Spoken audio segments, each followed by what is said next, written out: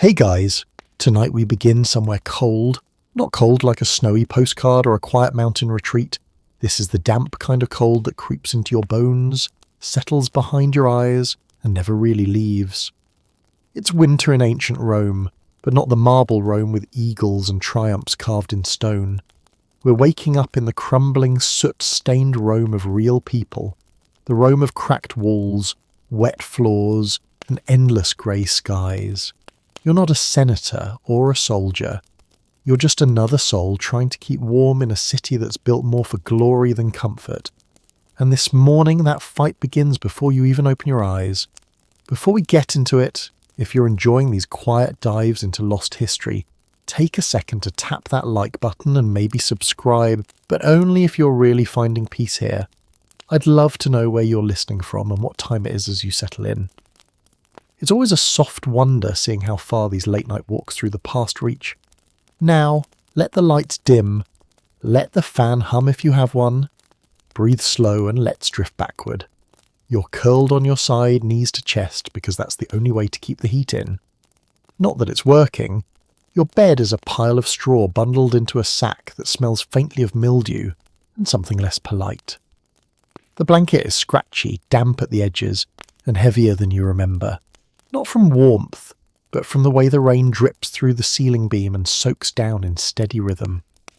Above you, the rafters groan as someone walks across the floor above, likely old Marcellus, whose cough never sleeps. His footsteps send down flecks of plaster from the ceiling onto your face like soft, crumbling snow.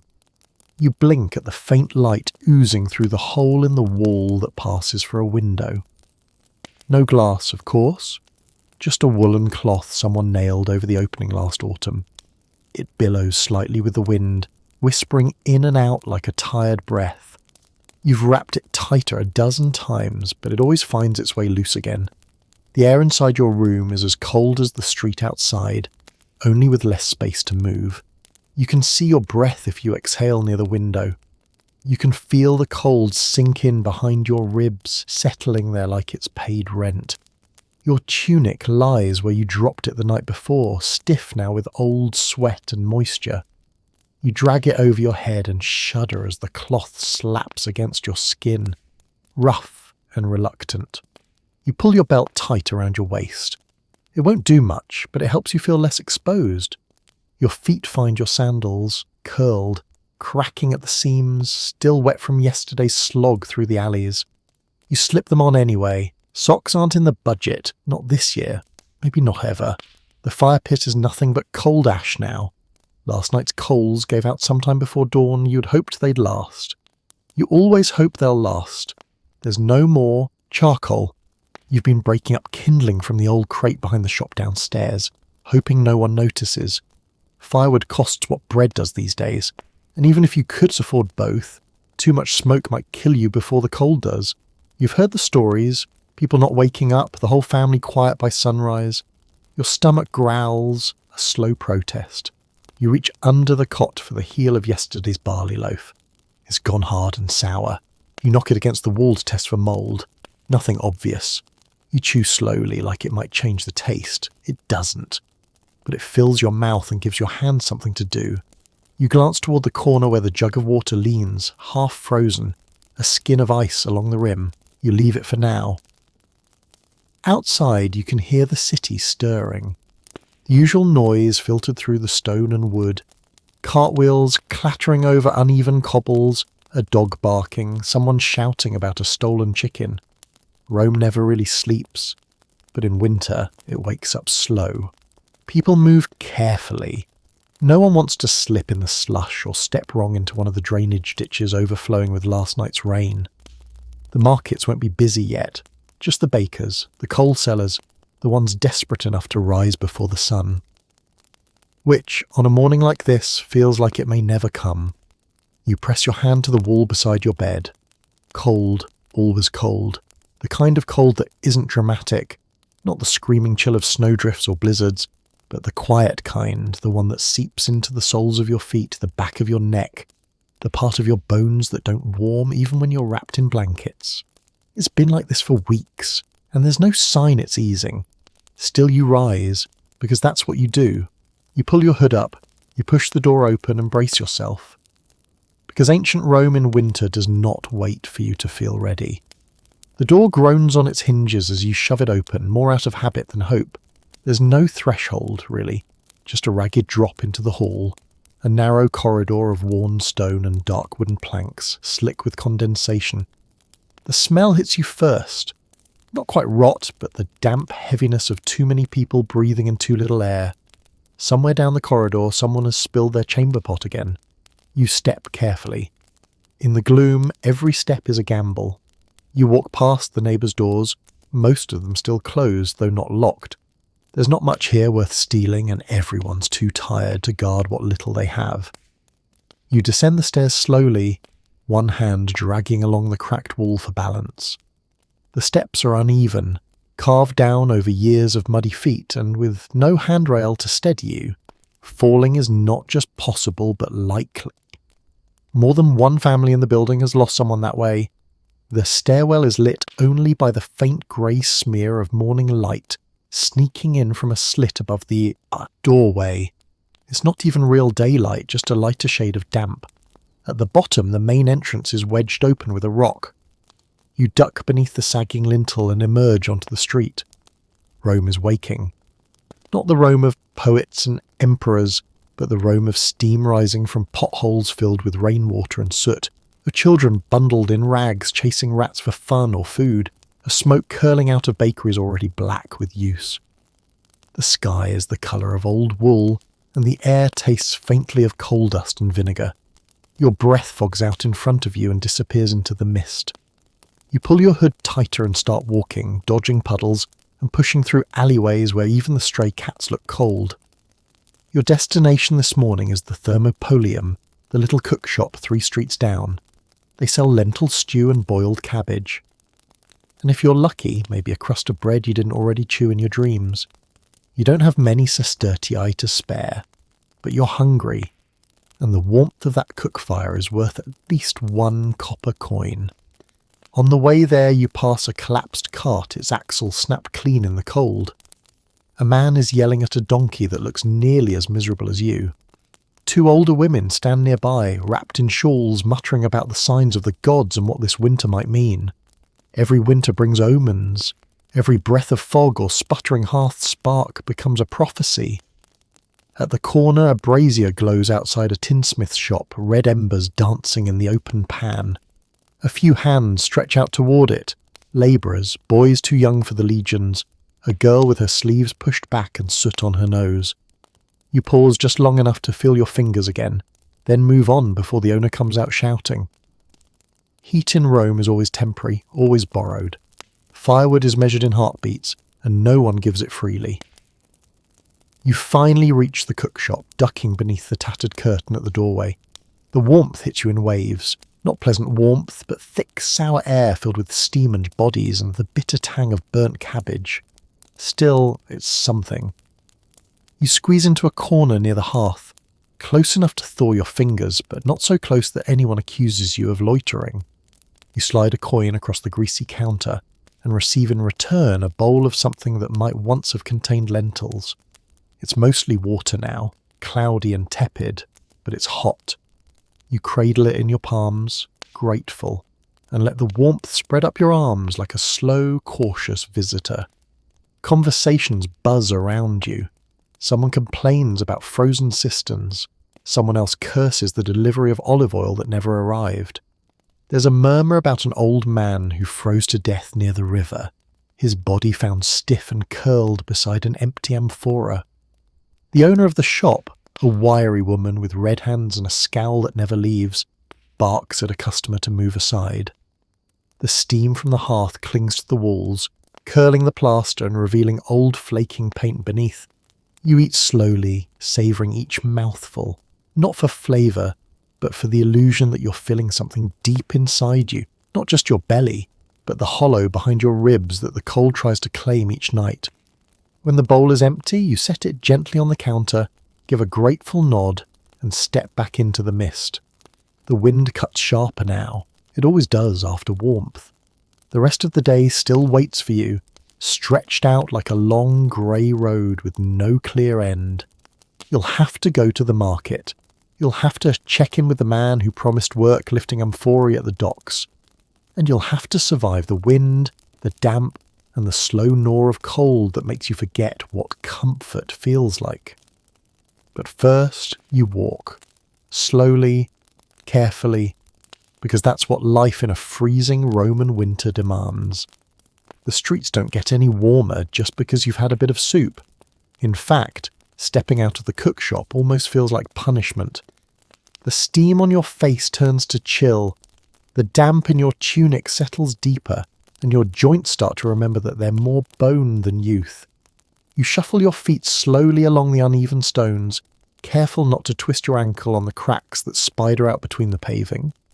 Somewhere in the distance the river mumbles. The Tiber always speaks in the morning, swollen from the rain, dragging debris along its muddy current like secrets no one wants to hold on to. You pass by a butcher's stall already half set up, the man slicing salted meat with fingers so red and raw they could belong to the carcasses themselves. His breath puffs like smoke as he curses his apprentice for being late. A few birds perch on the roof beams above, heads tucked, feathers ruffled against the chill. Even the pigeons look miserable this time of year. You rub your hands together, trying to generate friction, but it only makes you more aware of the calluses on your palms and the way your fingertips have turned an unnatural shade of white-blue. Ahead, the market square yawns open, not bustling yet, but alive with the scratchy sound of carts being dragged across stone, shutters creaking open, and the low murmur of vendors muttering to themselves as they arrange their wares. Most of what you see isn't meant for someone like you. Cloth too fine, fish too fresh, fruits that look like they haven't even touched Roman soil. But you're not shopping for luxuries. You're looking for that man from yesterday, the one with the crooked tooth and the promise of dock work. Just a few hours lifting and carrying, he said. Cold pay for cold labour, but better than nothing. You spot him leaning against a column near the edge of the square, arms crossed, eyes squinting against the wind that snakes between buildings. You approach, not quickly, not slowly, just with the sort of rhythm that says, "I'm here if you need me." He doesn't speak right away, just nods, toward the direction of the river, and starts walking. You follow, passing under an arch where water drips steadily from a cracked gutter above. The stones beneath your feet are slick. You don't say anything. Neither does he. Conversation is a luxury reserved for warmer days. The walk to the docks takes longer than usual. The side streets are still flooded in places, and more than once you have to double back to avoid an alley that's turned into a trench of mud and refuse. When you finally arrive, the wind from the river hits like a slap. It smells like rotting reeds and cold iron. The barges are docked tight against the stone piers, their hulls slick with rain, and ropes coiled like sleeping snakes beside them. A few other labourers are already there, hunched over crates, muscles stiff beneath their wool cloaks. No one looks warm, no one looks rested. Your job is simple. Lift, carry, don't ask questions. Some of the crates are marked with faded symbols from distant provinces, olive oil from Hispania, grain from Egypt, maybe even spices if someone up the chain has coin to burn. But most of them are heavier than they look, and colder too. The chill seems to cling to the wood, seeping through your sleeves every time you hoist one onto your back. The man with the crooked tooth watches for a while, then disappears, replaced by another, who points and grunts in lieu of instructions. Time passes strangely on the docks. The sun never quite appears, just lingers somewhere behind the clouds, like an actor, unsure of his entrance.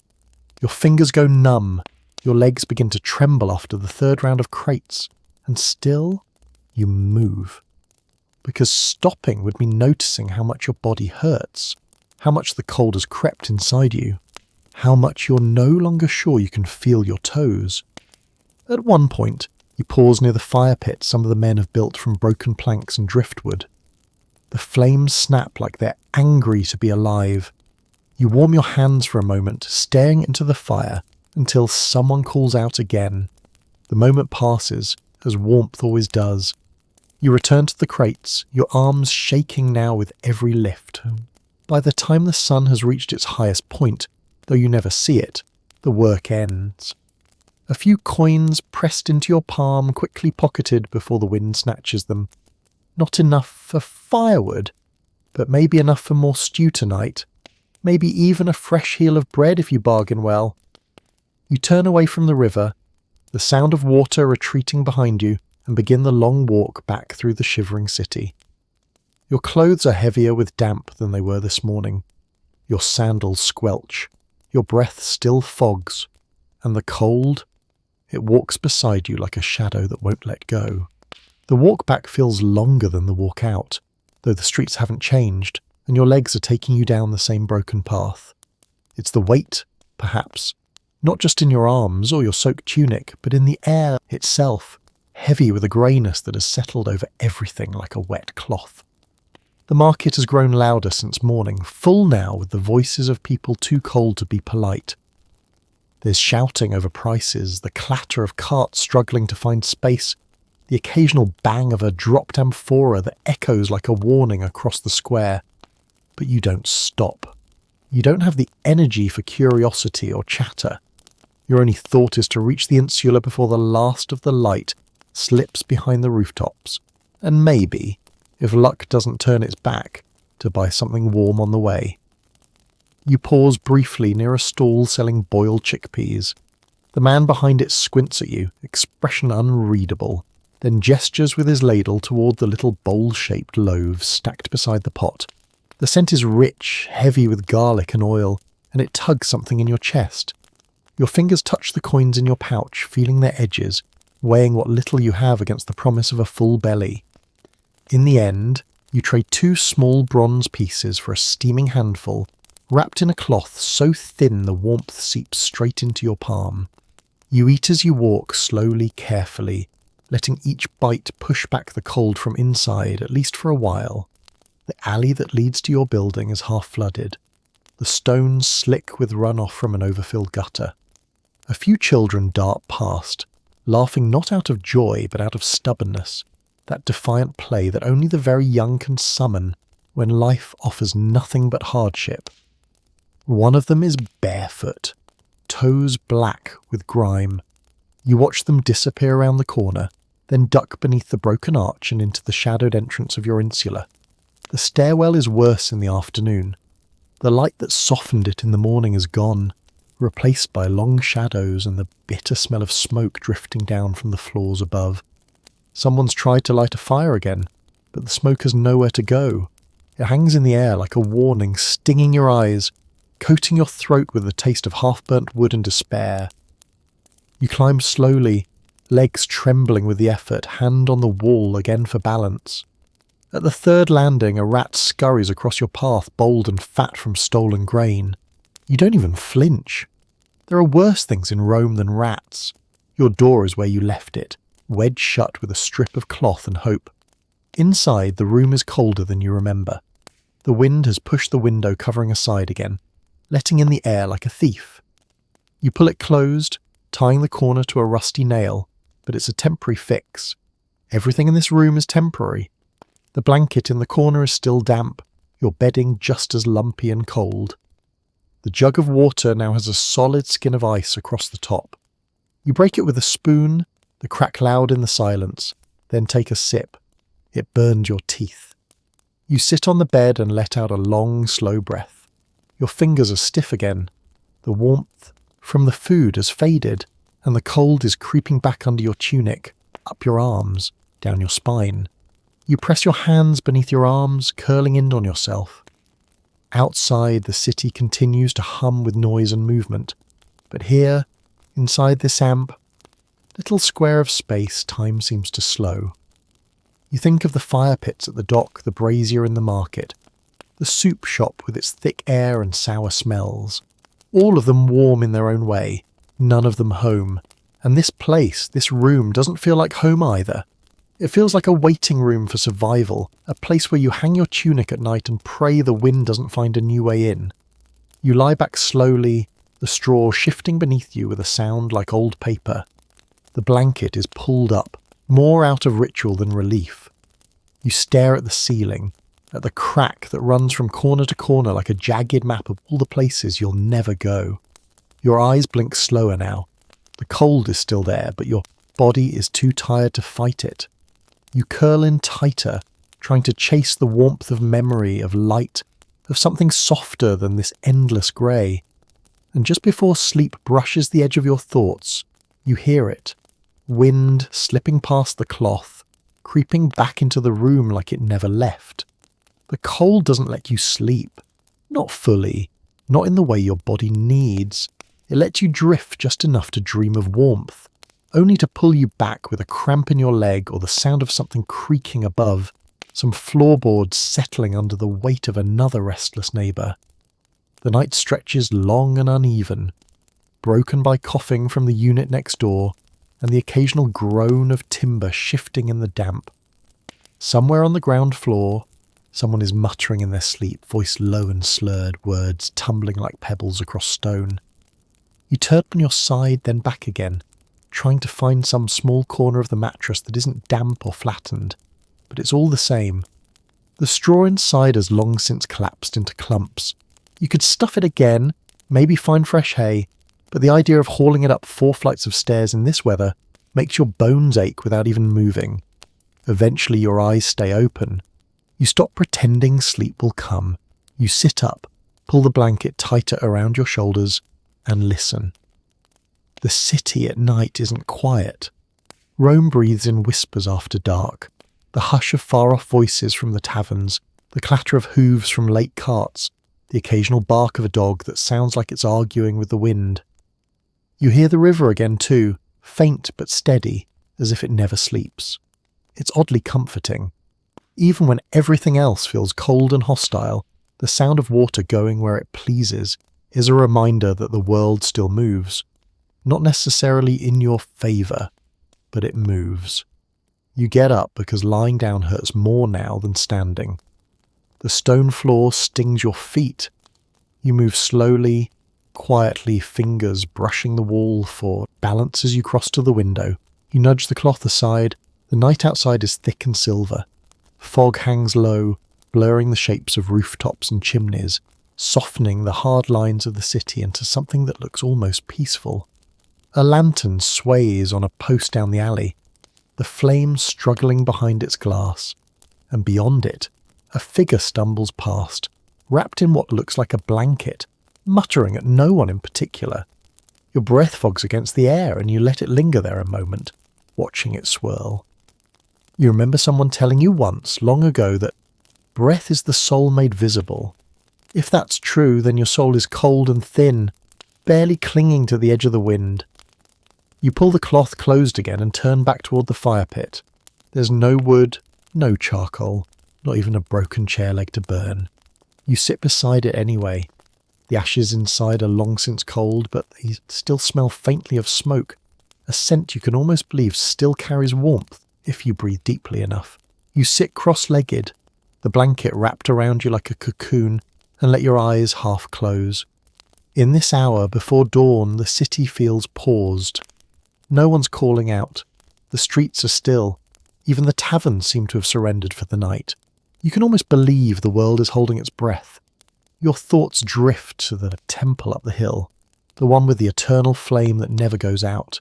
They say it's tended night and day by priestesses who never sleep, never age, never let the fire falter. It's said that Rome will stand as long as that fire burns. You wonder if that warmth is real, if it reaches anyone beyond the stone walls of the temple, or if it's just one more thing reserved for those with names people remember. The room begins to lighten, barely. Just enough for shapes to return. You can make out the outline of your water jug, the worn lines of your sandals, the fold of the tunic you tossed onto the stool the night before. Your stomach growls again, not loud, just a quiet echo of the emptiness that never really leaves you this time of year. You'll need to find food, you'll need to find more work, you'll need to move before your limbs forget how. You rise slowly, not because you want to, but because the day doesn't wait for your wishes. You dress quickly, your fingers stiff and slow. You tighten your belt and step toward the door, pulling it open just as the first hints of colour begin to bleed into the clouds outside. The door creaks behind you as you pull it closed, and the noise feels louder than it should in the quiet of early morning. The stairwell is empty, damp as always, and already the walls sweat with moisture that runs in thin rivulets down toward the floor below. The smell hasn't changed. Mildew, smoke, and the faintest hint of something sour that might be the neighbour's laundry or something far less innocent.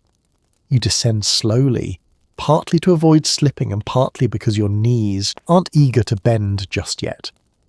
They always ache more in the mornings, tight and reluctant like overused rope. You keep a hand on the wall the whole way down, not trusting your balance on the slick stone steps. And by the time your feet touch the ground floor, your body is already awake in that tired, unwilling way only cold weather can summon. Outside, the city is stirring again. The fog from last night hasn't lifted, only softened. It wraps around the buildings like damp wool, muffling sound and making everything feel slower than usual. Even the street dogs are quieter, their usual barking replaced with occasional whines as they nose through refuse for anything edible. You pass a collapsed sack of grain near the corner, half spilled across the ground, already turning to mush from the wet.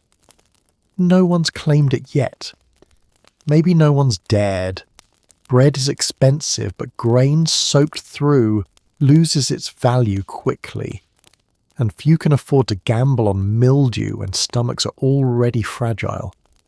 You make your way toward the forum, not the grand part of it where senators pretend to think deeply, but the stretch where workers gather each morning, hoping to be chosen for the day's labour. It's an odd sort of marketplace, where hands and backs are the only goods offered, and every face wears the same look of tired hope. You've stood there many times before, shoulder to shoulder, with others who share your silence, your hunger, your fatigue.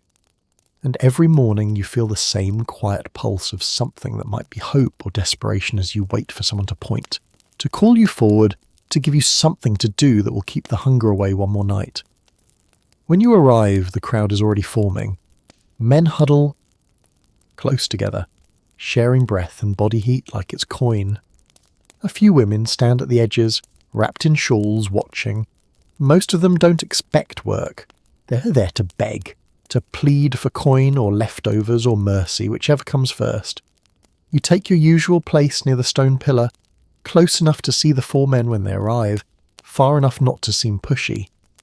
No one speaks much. There's the occasional cough, a sneeze, a low grunt as someone stretches or shifts weight from one aching foot to another. The ground beneath you is hard and slick, and the soles of your sandals have started to give way. You can feel the wet through them now. Every step is colder than the last. The first overseer arrives not long after the bells ring in the temple district. He wears a woolen cloak that's only slightly better than your own, and carries a ledger tucked beneath one arm. His eyes move quickly across the crowd, picking out faces, checking for the strong and the familiar. You stand straighter without meaning to, pushing your shoulders back, lifting your chin just enough to seem capable. His eyes pass over you once, then again, and you hold your breath. But then he turns away, calls out three names that are not yours, and those men step forward, their relief almost too quiet to see. You watch them go with the calm you've learned to wear. Disappointment doesn't serve you here. It draws attention you don't need. You stay where you are, shifting your weight, trying to keep the blood moving through your legs. Another foreman comes later, this one younger, more distracted. He's looking for porters, men to move stone from a warehouse to the construction site on the other side of the forum. It isn't far, but the stones are large, and the pay will be barely enough for a warm meal. Still, you raise your hand. You don't wait to be called. You just move. There's a brief glance your way, a nod, and suddenly the day has purpose. It may not be the kind you choose, but it's something. You fall in line behind three others, none of whom you know, and follow the foreman down a narrow street toward the warehouse. The work is just what he promised. Stone blocks, cold to the touch, rough against your fingers. You lift, you carry, you set them down over and over. There's no rhythm, no break, just movement. Your arms burn, your back protests. Your breath clouds the air with every exhale. Taco. But the body keeps going, and as long as it does, there is still the promise of food at the end of it all. Still the chance to return to your room with something more than an empty stomach and freezing hands. The sun never truly breaks through the clouds, but somewhere above the light shifts. Noon passes, and the cold lingers like a shadow that refuses to lift. By the time the last stone is set down and the foreman's final nod sends the group away, your body feels hollowed out. Not broken exactly, but worked so thoroughly that you wonder if there's anything left inside. Your legs tremble when you try to stand still. Your fingertips sting from the sharp edges of limestone, each corner having bitten just a little deeper than the last. And yet, despite it all, you feel the faintest thread of satisfaction beneath the exhaustion. There's a weight to honest work, even if the coins it earns are barely enough to hold in your fist. They jingle against each other, quiet and modest, but they are yours. Not given out of pity, not stolen, not borrowed, just earned with your back and your breath. The streets are busier now, not lively, Rome in winter rarely is, but crowded enough that the movement feels like a kind of warmth in itself. You're one among many drifting through alleys that reek of fish guts and wine lees, where sellers shout half-heartedly about turnips and spoiled eggs. You pass a pair of children with runny noses and bare arms, digging through the refuse heap behind a bakery, and a cart jammed sideways in a lane too narrow for its wheels. The driver curses under his breath as he tries to wedge it free with the help of a bored-looking ox. You step aside without a word, too tired to watch, too cold to linger. The coin in your pocket guides your next move. Not much, but enough for someone else. You move on, weaving through the smaller lanes now where the stones are uneven and the wind bites more sharply. Here life is familiar again. Laundry strung across windows sways like limp flags. A woman pours a bucket of water onto the street and watches it freeze almost instantly. Two men argue in hoarse tones over a debt too small to bother with, yet too large to ignore. You don't linger. These aren't the places where work finds you. These are the places where it disappears, swallowed into silence and frost. Eventually your feet take you toward a half-collapsed storage house near the edge of the district. You remember hearing that part of the roof had caved under snow last week. You approach carefully, not expecting much, but drawn by the chance, however slim, that someone might be around. And there is someone. A young man stands near the rubble, his hands blackened with soot and dirt, his tunic stained with dust. He looks up as you near and eyes you cautiously. You offer a small nod, and with a hoarse voice that surprises even you ask if there's any work left. He glances over his shoulder toward the ruined beams behind him, then back at you. Says they could use another pair of hands if you're not afraid of splinters and falling stone. You reply with a shrug because fear is not something that stands between you and coin anymore. He gestures for you to follow. The work is simple, though nothing is easy in this cold. You haul broken tiles from one pile to another, clear snow off cracked beams, stack bricks with numb fingers that refuse to bend properly. There is no heat here, but the effort itself burns in your chest and limbs. It feels good in a strange way, not joyful, not even satisfying. Just good to move, good to be part of something that has a rhythm. Sweat begins to gather under your tunic despite the freezing air, and your breath comes heavier with each trip up and down the length of the site. Time slips past, uncounted. The sun peeks through for a few minutes around midday, brushing the top of the wall with pale gold, then disappears behind a veil of white clouds again. You don't stop working. The young man offers you a cup of water at one point and you drink it quickly, the metal of the cup stinging your lips. No words pass between you. There is no need for them. When the shadows begin to lengthen, he nods toward the street and hands you 3 small coins. It isn't much, but to you it's more than the foreman's silence, more than yesterday's empty wait. You thank him with a glance and step back into the street, the cold licking once more at your sweat-damp skin. Your body aches. Your arms feel heavier than before, but your pocket is no longer empty. And for the first time in what feels like many days, your walk home has weight and purpose. The city feels a little less distant, a little less hungry. You are tired, yes, but you're also fed by something that isn't food. The knowledge that you, boards creaking as the damp works into the grain. A quiet drip from somewhere above, maybe from the neighbour's washing, maybe from a leak that's been travelling down since the last rain. The occasional shuffle of someone moving in the hallway beyond your door, the swish of their sandals against stone, the low cough that follows like punctuation. It's strange how these noises have stopped startling you. Once they were intrusive. Reminders that privacy here was more dream than reality. Now they're just part of the rhythm of things, part of what makes the silence feel less sharp. The blanket you've wrapped around yourself is scratchy at the edges. The wool has worn thin in places, and you can feel the cold pressing through it as if the fabric had given up pretending to insulate anything at all. But it's all you have, and you tuck it tighter beneath your arms, curling your legs inward again. The warmth from your lunch has faded by now. All that remains is the echo of it, a sort of memory in your gut that makes the present cold feel just slightly more bearable. It'll be hours before you consider eating again. The last of your coins will need to be stretched further, and every mouthful will need to count. The light outside your window has shifted, though it still struggles to break through the heavy fog. It's that soft grey blue that comes in the late afternoon during winter, when the sun isn't setting so much as retreating behind the city's shoulders. You know better than to wait for the dark to fall completely before doing what needs to be done.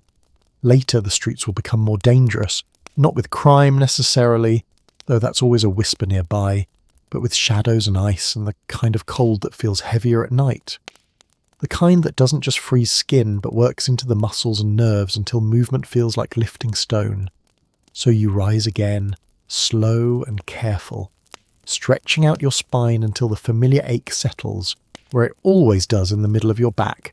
Grab your jug, still half filled with water from yesterday's trip to the fountain, and make your way down the stairs once more. Your steps echo this time, louder than they did in the morning, and you wonder for a moment if the walls have grown quieter, or if you've simply stopped noticing how alone you sometimes feel walking them. The street greets you with a wet gust of wind that slides under your cloak and finds the exposed skin at your neck. You grit your teeth and walk on. The public fountain is 6 blocks away, tucked between a bakery and a shrine to Mercury that someone's decorated with broken beads and the stub of a candle. The fountain itself is fed by one of the older aqueducts, and it still runs clear most days, though the pressure has been weak lately, and the basin is usually lined with a slick green film. You wait your turn behind a woman with 2 children, one clinging to her hip and the other shivering as he tries to hold the handles of a jug too big for him. She nods at you as she moves aside, and you nod back. No words are exchanged. There's nothing new to say. You fill your jug, watching the thin stream of water trickle down, bouncing slightly against the rim. A few others gather around while you're there, and the quiet hum of their voices becomes background music to your thoughts. Someone complains about the bread being undercooked at the market. Another mentions that their roof has started leaking again. It's all the same things, repeated each day like prayers that go unanswered. But saying them out loud helps, even if only a little. Even if only to remind yourself that others are still trying too. The walk back is slower. Your arms ache from the morning's work, and the jug pulls down with every step, its weight sharper now that fatigue has crept into your shoulders. You switch hands halfway through and then back again, each time thinking of the firewood you still can't afford, the extra blanket you saw hanging at the market stall 2 days ago, the one that was just out of reach even if you'd skipped both meals. Back in your room, you set the jug down and press your hands against the clay sides to feel the cold. It's a foolish thing to do, but somehow it grounds you. You pour a little into a cup and drink slowly.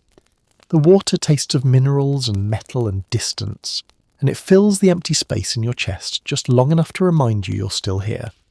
Outside, the light has begun to fade in earnest.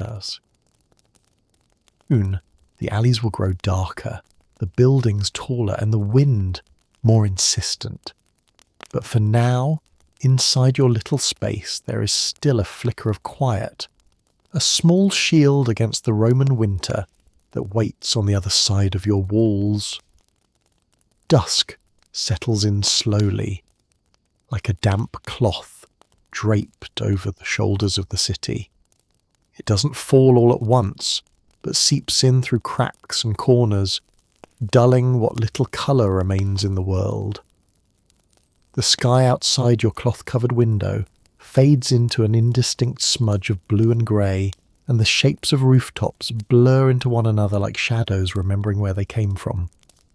You sit on the edge of your bed, listening again, not for anything specific, but because the silence is too loud on its own. Somewhere above, someone is moving furniture, or maybe dragging a stool closer to the fire pit. The soft scrape of wood against wood feels oddly intimate. There is something calming in knowing others are just as restless as you. Your body, despite its weariness, won't let you rest yet. Your limbs are tired, your eyelids heavy, but something beneath your skin keeps whispering that there are things still to do. You pull the blanket around your shoulders and sit beside the wall, knees drawn up, eyes unfocused. Your breath mists faintly in the air as the cold pushes in from the walls. You consider lighting what little oil remains in the tiny clay lamp near your bed, but the wick is short and the flame wouldn't last long. Better to save it for when the dark grows heavier, when the quiet stops being peaceful and starts to feel like loneliness again. From across the alleyway, a faint glow flickers through a slit in the shutter of the opposite building. Someone has a proper fire going, or maybe a lamp with a strong flame. You find yourself staring at it longer than you mean to, not with envy exactly, but with that quiet kind of yearning you've grown used to. It's strange how light behaves in this city. By day, it bounces off marble columns and polished armour, shining where people are meant to notice. But by night, it becomes more private, more precious, slipping through curtains and cracks like secrets. You wonder what they're doing in that room across from yours. Eating, laughing, sitting quietly like you. The distance between you and them is barely a dozen feet, yet it feels like a world apart. The ache in your fingers begins to spread up your arms, a cold numbness that settles behind the elbows and into the bones of your shoulders.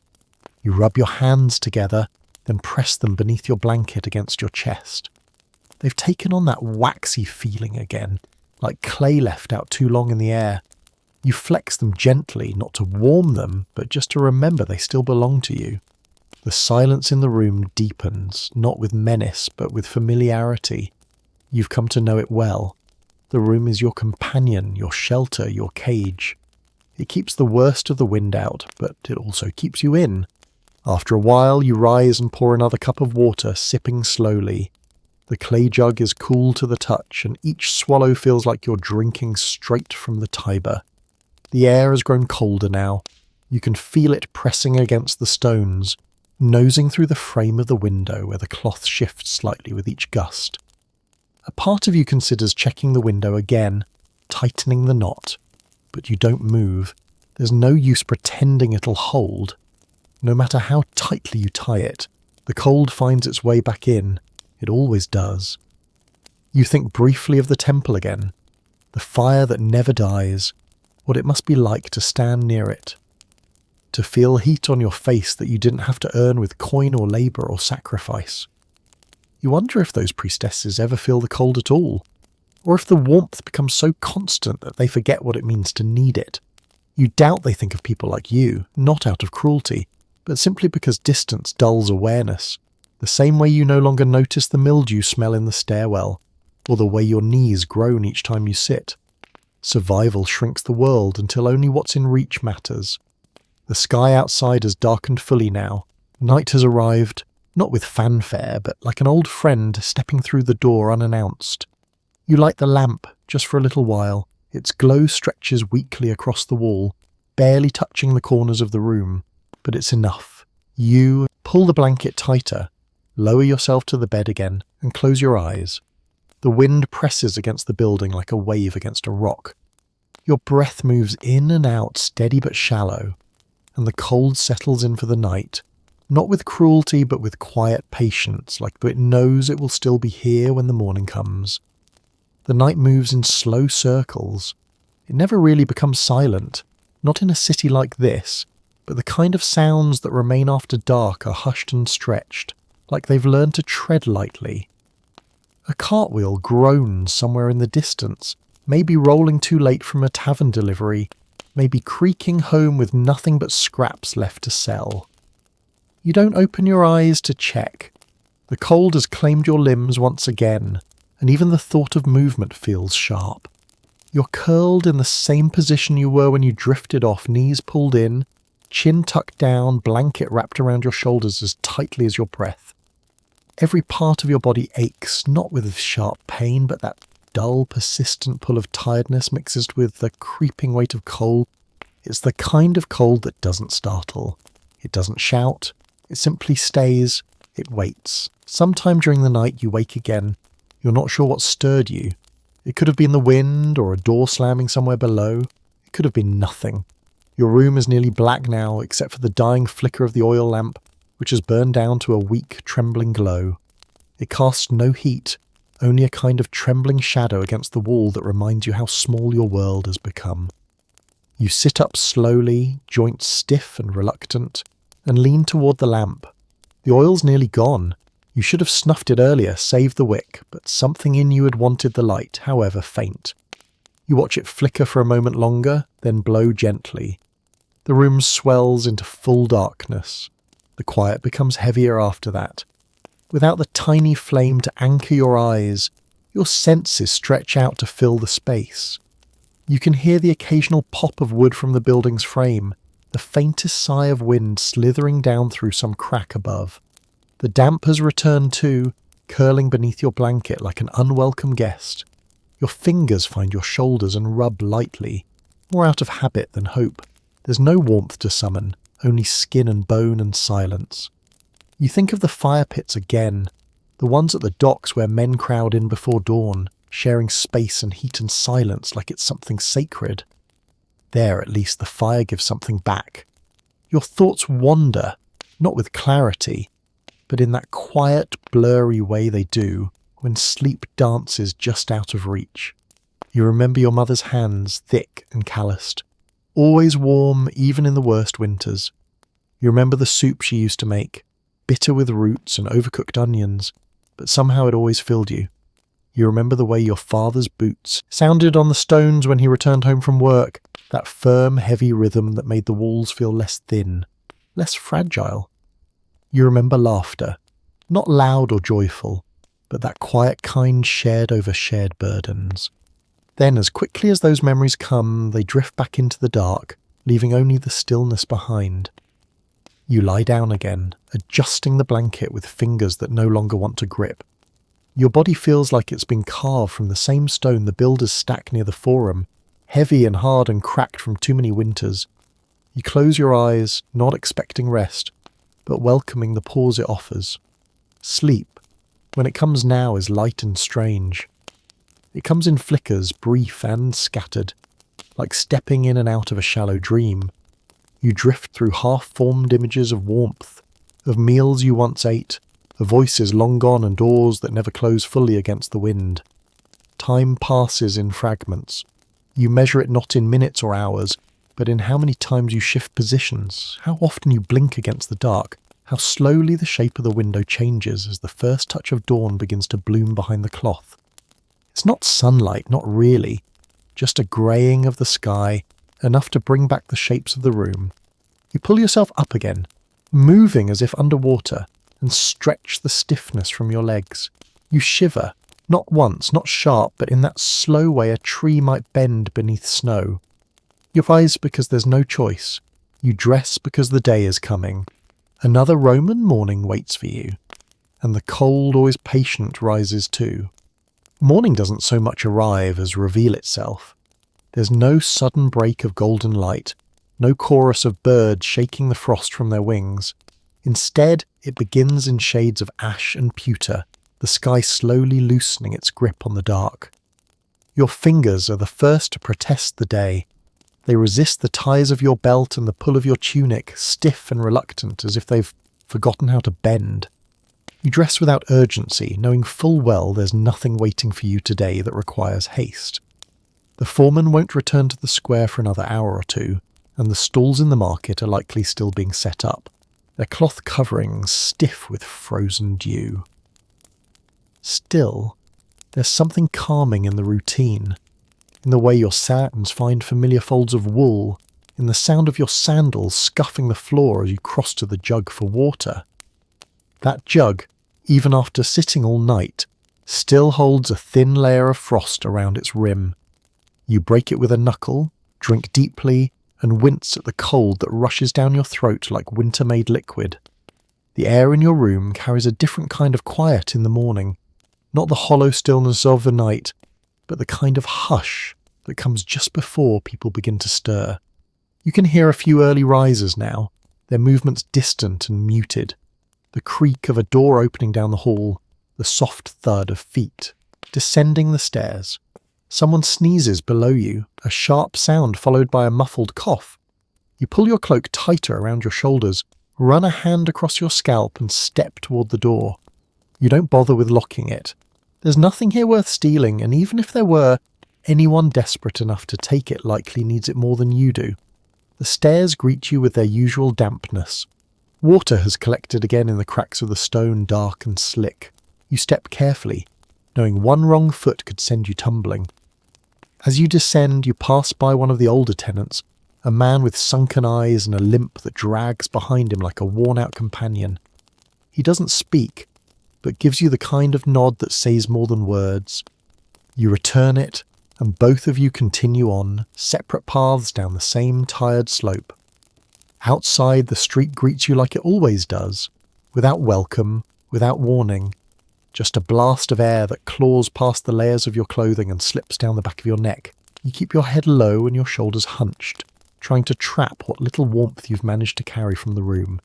The city around you is slowly assembling itself.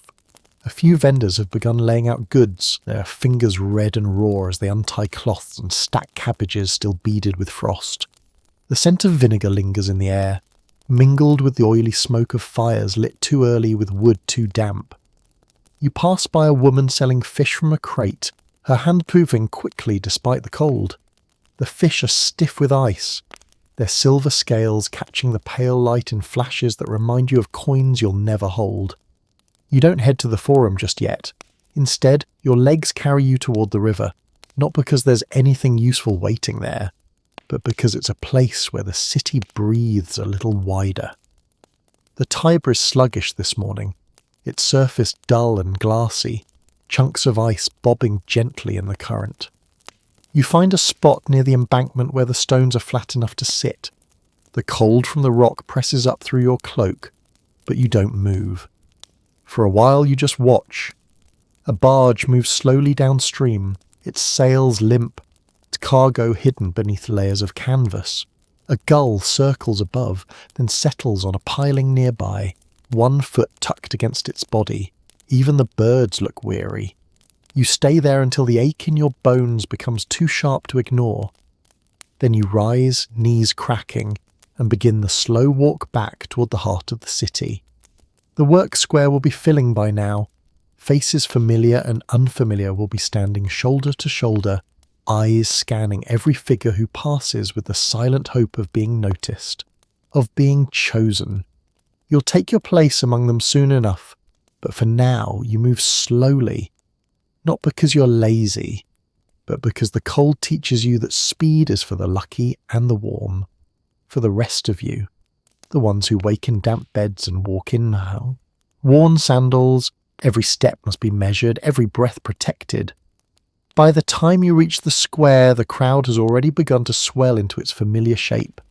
Men stand shoulder to shoulder, cloaks pulled tightly around them, breath misting in the air, like whispers that go nowhere.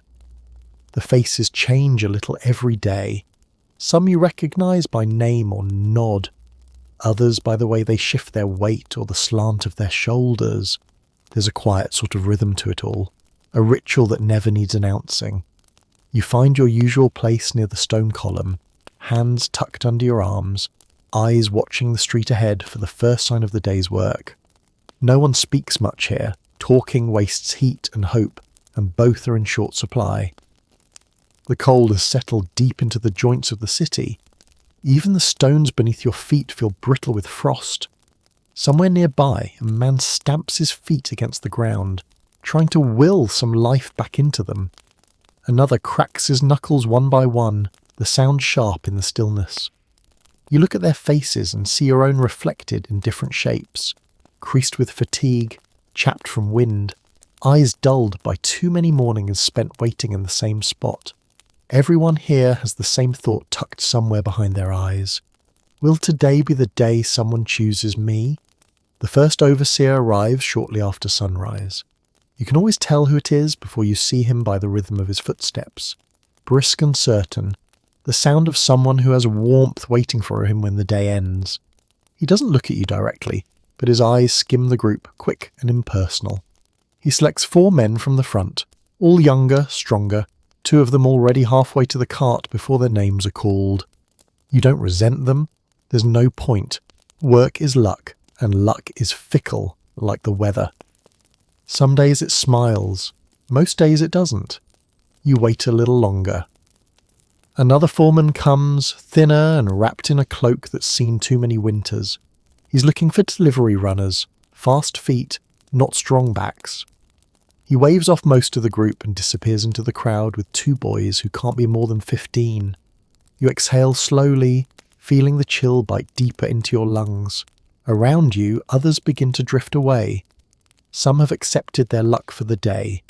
Others will try another square, another set of gates, hoping for a different outcome. You linger, not quite ready to give up. There are still a few more who might come. The morning stretches thin. Eventually the last name is called, and it isn't yours. The square empties again, the way it always does, with quiet footsteps and low murmurs, the shuffle of sandals on wet stone. You remain for a moment longer, your body unwilling to move just yet. Your muscles ache, not from use, but from the tension of stillness. There's a kind of tired that comes from waiting too long in the cold, where your limbs forget what they're for and your thoughts begin to drift toward what-ifs you can't afford. You walk slowly from the square, your direction uncertain. The idea of returning to the room this early doesn't appeal. There's nothing waiting for you there but more cold, more silence. Instead, you turn toward the bathhouse district, not with any real plan, but because the streets there are often warmer, filled with more people, more life. You don't have the coin to enter a bath, of course, but just walking through the steam rising from the vents, catching the scent of heat and water and soap clinging to the air. It reminds you that warmth still exists, even if it's not meant for you. As you make your way there, the city feels louder than usual. More carts rumble past, more voices carry from shop fronts. Even a dog barks lazily from a rooftop. You pass by a tavern with smoke curling from its chimney and hear laughter within. The sound catches you off guard. It's been a while since laughter has reached your ears without being bitter or hollow. For a moment you pause, eyes lingering on the doorway, wondering what might be happening inside, but you don't stop. You keep walking, letting the warmth of the noise trail behind you like a memory of something long gone. When you reach the edge of the bathhouse street, you stop. You don't go further. You just stand there letting the steam curl around your face as it rises from the building's underbelly. It's not enough to warm you, not really, but it's more than you had a few moments ago. You close your eyes and breathe it in, imagining for just a moment what it would feel like to sink into one of those heated pools, to let the water carry the weight from your limbs, to feel the cold finally let go of your skin. But the moment passes, as they always do. You open your eyes, turn back into the wind, and start walking once more. You turn away from the rising steam with a final breath, drawing in the warm mist like it might stay with you as you step back into the colder air. But it doesn't. It fades the moment you leave the street behind, vanishing as though it had never touched your skin. The sensation is cruel in its brevity. Still, you don't let yourself linger in that thought. Wanting too much in winter makes the cold feel worse. So you press on, shoulders hunched, arms folded across your chest, walking without direction through alleys that seem to hold their breath between the stone walls. The sound of your footsteps becomes your companion again, soft and steady, the only proof you're still moving forward. The streets begin to blur into one another, one corner of chipped plaster looking like the next, one cart leaning into a slope the same as the one before. You pass doorways that exhale heat in thin streams before closing quickly behind someone lucky enough to have a home with more than just four walls and a mattress. A woman sweeps her threshold without looking up, her broom brushing away dust that will return within the whole hour. A boy stands barefoot near a drain, chewing on the end of a stick, his eyes tracking you with that sharp wariness children in this city are forced to grow too quickly. You nod at him. He says nothing. Eventually your feet take you near the edge of the Aventine Hill. From this side the slope is less steep and the buildings grow more generous in height and structure. The cold feels the same, but it wears finer clothing here. You pass by windows with glass panes, imported at great cost from Egypt or beyond, and small courtyards where smoke drifts from low chimneys. No one stops to question your presence, no one greets you either. In places like this, a stranger is just a shadow passing through.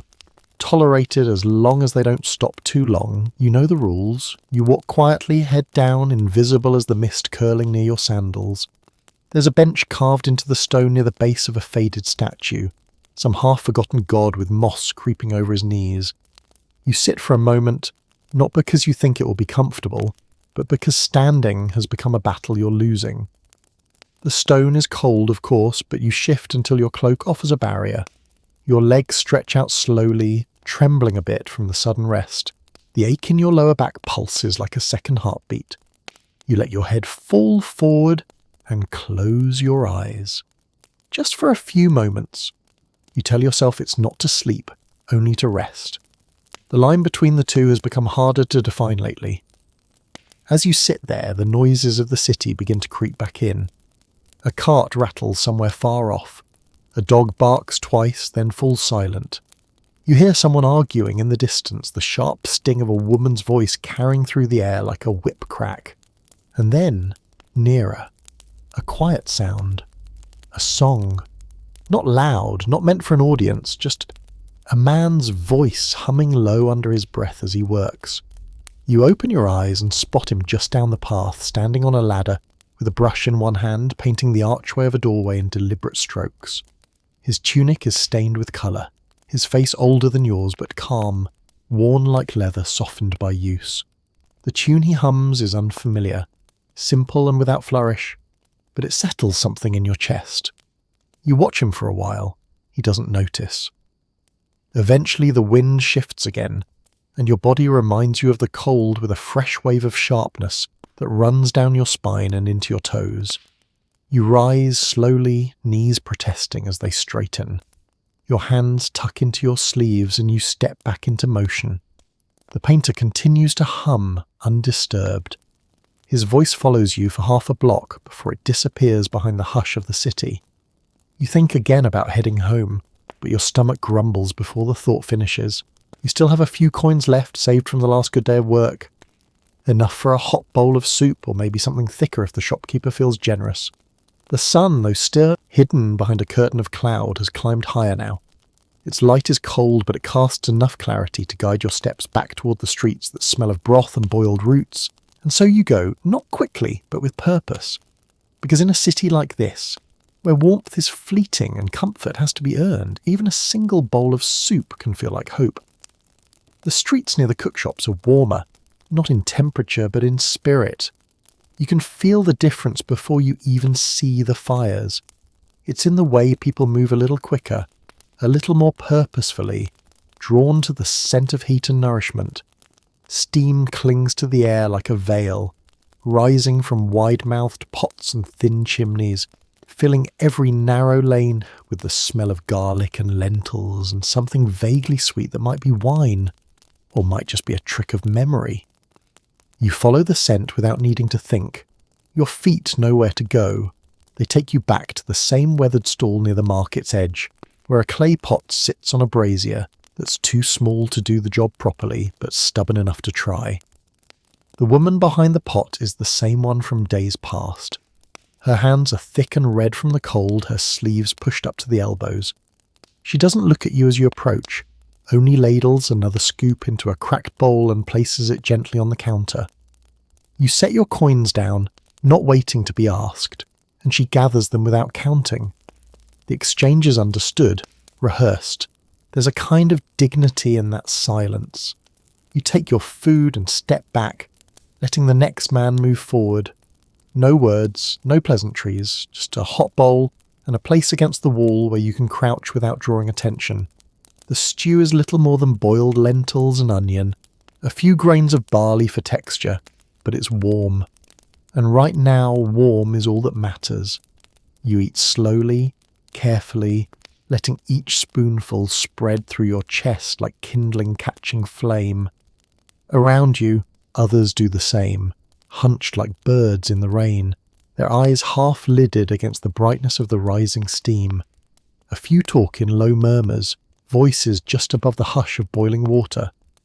Most eat in silence. The food isn't good, but it is enough. And in the freezing belly of a Roman winter, enough is a blessing. As you finish, you set the bowl aside gently on the stone ledge behind you, careful not to chip it further. A boy, maybe 10 years old, darts past and snatches it up with practiced speed, likely returning it for someone else in line. His cloak is too thin, barely a scarf draped around bony shoulders, but his feet move fast, and his face is hard in that way city children wear like armour. You watch him vanish into the fog and wonder what kind of man he'll grow into, if the city will soften him or shatter him before he ever gets the chance to decide. You remain sitting a while longer, not because you're tired, though you are, but because warmth lingers around the edges of the brazier, and it feels almost wrong to leave it so soon. The stall owner pours water into the pot and scrapes the bottom with a wooden spoon, chasing the last of the stew from its corners. The fire beneath sputters weakly, protesting the damp air. You consider offering to gather wood for her, not for coin, just for something to do, something that might buy you a second bowl next time. But before the thought becomes action, she waves a hand toward the street behind you. She's closing. The food's gone. Her day, for now, is finished. You nod once and rise, limbs stiff but grateful. The world beyond the cookshop feels colder, as if the city itself knows you've left something behind. Your breath rises in thick clouds now, more steam than air, and your hands ache with the return of the chill.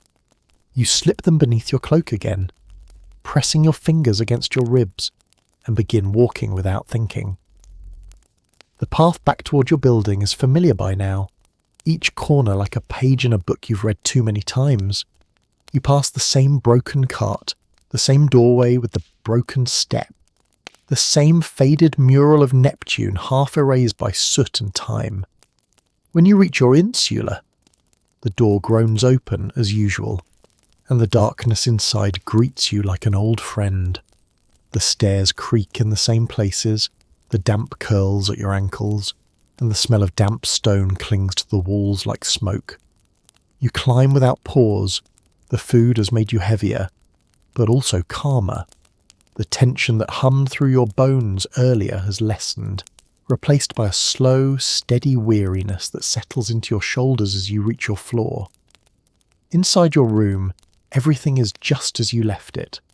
The blanket lies folded at the foot of your straw mattress, the jug still half full, the window covering twitching faintly with each breath of wind. You sit again back against the wall and let your eyes drift shut. The light outside is fading, not quite evening, but no longer morning. Somewhere in the city, bells begin to chime the hour, slow and deliberate. You count them without meaning to, your lips moving in silence. And when the last tone fades, you find yourself breathing a little slower, a little deeper, as if the warmth of the meal has lingered somewhere in your chest. The cold will return soon, it always does. But for now, you let yourself rest in the small, quiet middle of the day, where nothing is asked of you and nothing needs doing. Just the sound of the wind, the rhythm of your breath, and the city outside moving ever onward in its ancient frozen way. Time moves strangely in the stillness. You don't remember falling asleep, not in the usual way. One moment your eyes were half closed, tracing the cracks in the ceiling as your breath steamed gently in the chilled air. And the next, the light in the room had shifted, deepened, taken on that soft amber hue that clings to the edges of late afternoon. The cold is still there, as constant as your shadow, But now it's quieter, no longer biting so sharply, more like a hand resting just too long on your shoulder. You blink a few times, adjusting to the dim, then sit up slowly, wincing as your spine complains with every movement. Your limbs feel heavier than they did earlier, but that familiar ache is almost reassuring by now. It means you're still here, still enduring. You rise and walk to the window, lifting the cloth gently to peek through the crack. Outside, the street has changed again. It always does. Rome never truly rests, but it does slow in its own way, folding in on itself as the light begins to die. A few children dart past below, their shouts sharp against the hush, chasing one another between puddles and piles of slush that haven't yet frozen over again. A man wheels a cart along the far side, loaded high with what looks like broken tiles or cracked amphorae, the kind of salvage only valuable to someone with enough time or desperation to sift through it all. A dog follows him at a distance, limping slightly, sniffing each corner like it's reading the story of the day written in scent. The clouds have settled low and thick, pregnant with the threat of snow, but offering none yet. You let the cloth fall back into place and step away from the window, wrapping your arms around yourself for warmth. The room feels smaller now, as if the shadows have crept in with the fading light, filling every corner with their long fingers. You consider lighting the lamp again, but decide against it. Better to save the oil for later, for when the dark becomes too thick to ignore. For now, there is still a dim glow lingering just enough to see by. You busy your hands with small tasks, the kind that don't need doing but offer a sense of purpose. You fold the blanket, then unfold it and smooth the wrinkles before folding it again. You adjust the jug's position on the table, not for any reason other than the sound it makes when you set it down gently. You open the small sack where you keep your last 2 coins and count them again, even though you know the number hasn't changed. It's not the counting that matters, it's the motion, the ritual of it, the way your fingers feel the shape of the coin like they're memorizing it in case it disappears. Your stomach is quiet for now, still content from the earlier meal, though you know that won't last. Hunger doesn't shout anymore. It waits quietly, like the cold knowing it will be remembered soon enough. You sit again, this time near the wall where the plaster is cracked but dry. You rest your back against it and stretch your legs slowly, wiggling your toes within the worn sandals. The sensation is faint, but it reminds you that they're still there, still part of you, still moving. The hours pass like smoke curling in the air, visible for a moment, then gone. The noises of the city shift with them. Fewer carts now, fewer voices. A distant bell chimes from the direction of the forum, and somewhere, closer, a door slams shut. You close your eyes and listen, not for anything specific, just for the comfort of knowing you are not alone in the city. There is something strangely soothing in that. You are one among many, all of you caught in the same rhythm of survival, each of you wrapped in your own version of this same cold. A thought drifts across your mind then, soft and uninvited. How many winters has Rome seen like this? How many before you have sat in rooms like this, wrapped in threadbare cloaks, waiting for the light to change, the wind to shift, the cold to retreat just a little? And how many will come after, repeating these same small rituals, these same quiet battles, with the biting air and the grinding weight of time? You don't chase the thought away. Instead, you let it settle beside you like an old friend. There is something oddly comforting in that too, in knowing that even your weariness is shared across generations, that this struggle, this cold, this long grey day is not yours alone. Outside, the last of the light fades, and the cold breathes deeper against the stone. The light finally gives way to darkness in full, and with it comes a deeper silence that settles like dust across the city. It isn't the same silence as before. This one feels heavier, as if the very stones of Rome have taken a breath and decided not to release it. The cold, having crouched in every corner through the day, now stretches its limbs and moves freely, curling under doors and sliding down walls, searching for skin to touch and bones to grip. Your room feels smaller. tighter in the night's grip. But there is no fear in it, only a kind of understanding. You have learned the language of winter, how it speaks not in howls and gusts, but in stillness and the slow ache of endurance. You light the oil lamp finally, the small flame catching after a few stubborn flicks of the wick. It flares for a moment, then steadies into a soft orange glow that spills out in a shaky circle across the floor. The shadows dance around the edges of the room, less threatening than they are familiar. You've come to know them well. The dark curve near the door that always stretches a little farther than the others, the patch in the far corner that never fully disappears even when the lamp is bright. They are part of the room now, companions to your solitude. You adjust the lamp slightly, then sit beside it, drawing the blanket over your legs and tucking your hands beneath it, capering the small pool of warmth. There is no fire, no brazier to speak of. Wood is too dear, and what little you might scavenge would burn too quickly to be worth the effort.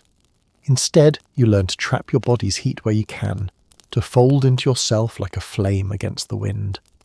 Some nights you dream of warmth, not grand warmth, not the kind found in villas and temples, but modest, humble warmth.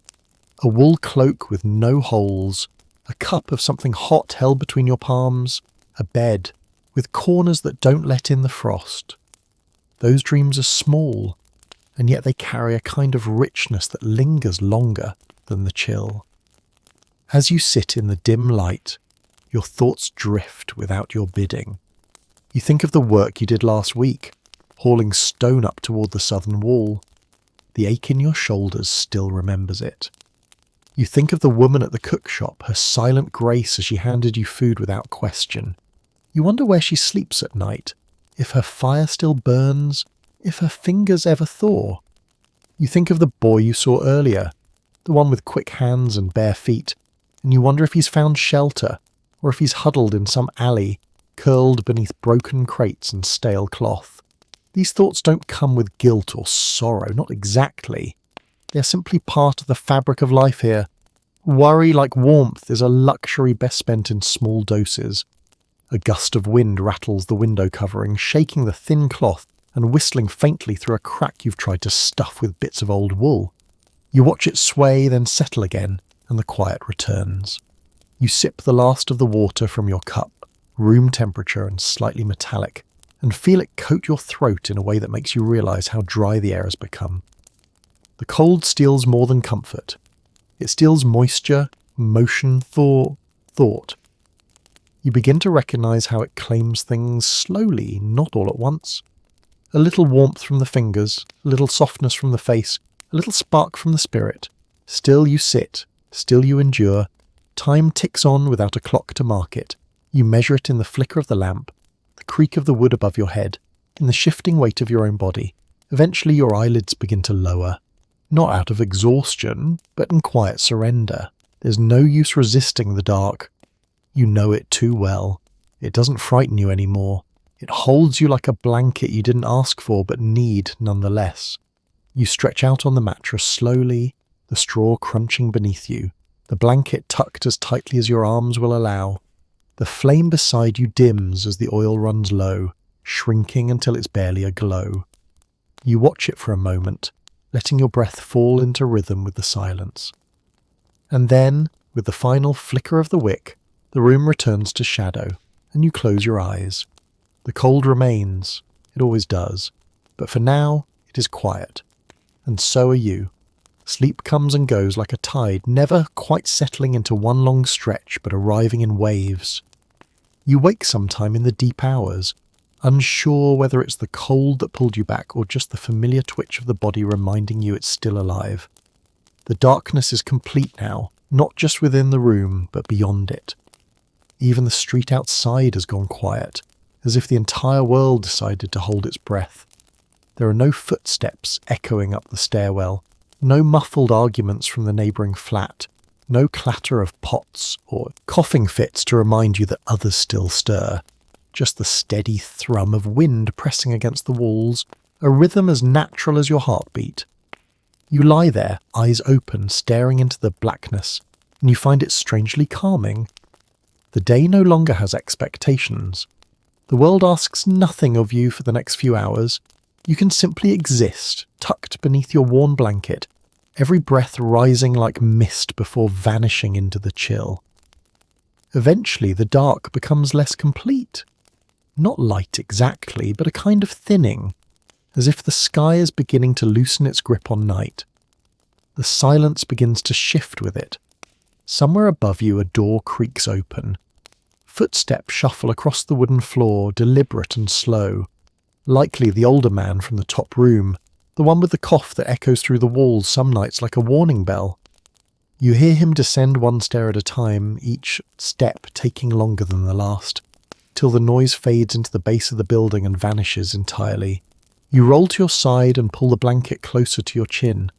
The air has grown colder again, if that's possible, as if the act of movement in the building disturbed what little warmth was clinging to the cracks in the stone. But it is morning, or nearly so. You can't stay wrapped in the quiet forever. There is no clock, no bell in your room to mark the hour, but your body knows the rhythm by now. The city begins to breathe again. One cough, then two. A window shutters open across the way. A pail is emptied into the street with a splash. You sigh, rubbing your eyes, and sit up slowly. The stiffness in your back is worse today. The chill has crept deeper during the night, settling into your muscles like old debts coming due. You stretch not to relieve the pain, but to remind your limbs that they still serve a purpose. Your routine begins again with slow, practiced motions. You fold the blanket, check the window covering, pour the first cup of water and sip it in scemento. The taste is puppier than yesterday, almost bitter, but you drink it anyway. You need it. Every part of your body feels like a field that's been left fallow too long, in need of something to wake it. You lace your sandals, tuck your tunic close and wrap the cloak over your shoulders with one deliberate knot. Each layer is an armour, not against battle, but against the slow siege of winter. When you step out into the stairwell, it feels like entering another world. The walls here are closer, the shadows darker. A smell of old wood and damp earth lingers in the air. The cold in the stairwell is a different kind, heavier somehow, as if it's been waiting all night just to greet you. You descend slowly, passing the same stains on the wall, the same broken rail. There's comfort in that sameness, even when it comes wrapped in dust and mildew. When you reach the bottom, the outer door groans open on its hinge, and the morning air rushes in to meet you like a sap. Your breath leaves your chest in one long exhale, and your fingers curl tighter into your sleeves. Outside, Rome is waking in pieces. The market street has not yet reached its full stride, but it stirs in fits and starts. A few carts bump over the uneven stones. A woman drags a basket across the threshold of her shop, muttering under her breath. A group of labourers huddle around a tiny fire, passing a flask between them, their shoulders pulled high against the wind. You walk past them with a nod, not expecting one in return. These are men you've stood beside many mornings, each of you pretending not to see the hunger in the other's eyes. There is no shame in it, only survival. You head once again toward the works square, your path traced by instinct more than thought. The day has begun, and with it comes the same question that greets you every morning.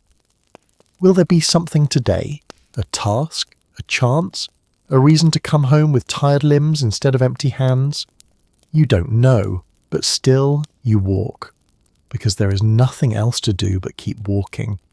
Your feet carry you forward, following the familiar stone paths that wind through the older veins of the city. Each step feels heavier today, not just from the cold, but from the weight of repetition. Every corner, every worn-out tile, every crumbling wall seems to echo the same rhythm of yesterday and the day before. Rome never really changes for men like you. It shifts and hums and bustles in ways that seem grand from a distance. But down in the streets, life is a series of tiny loops. You walk them like a tethered animal circling its post, not because there's nowhere else to go, but because every other direction has already proven itself to be a dead end. The wind has picked up a little by the time you reach the square.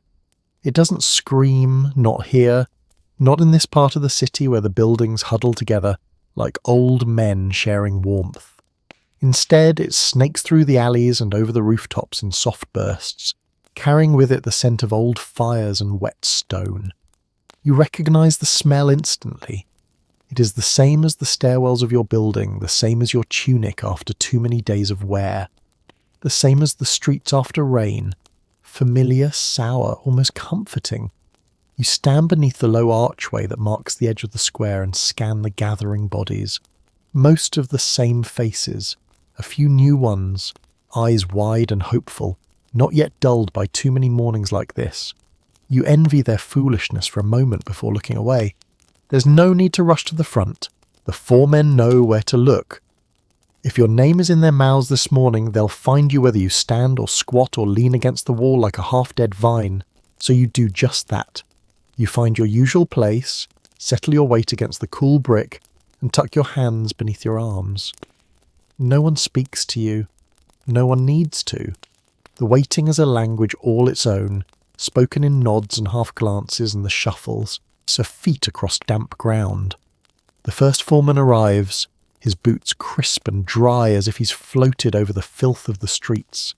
He wears a wool cloak clasped with a bronze pin that gleams in the weak light. He calls 3 names and points without smiling. The men chosen don't cheer. They just step forward, heads down, already thinking of the work ahead. You watch them go, something inside you twisting not in jealousy but in that quiet ache of being passed over again. You're not surprised. You're never surprised. But the ache still comes. Another half hour passes, maybe more. Another man is chosen, and then another. Not you. You feel the stillness stretch inside your chest, a space where hope used to sit. Not grand hope, not dreams of riches or escape. Just the simple, stubborn hope of having something to carry home today, a reason to come back tomorrow. You sigh through your nose, slow and long, the sound nearly lost beneath the hum of voices around you.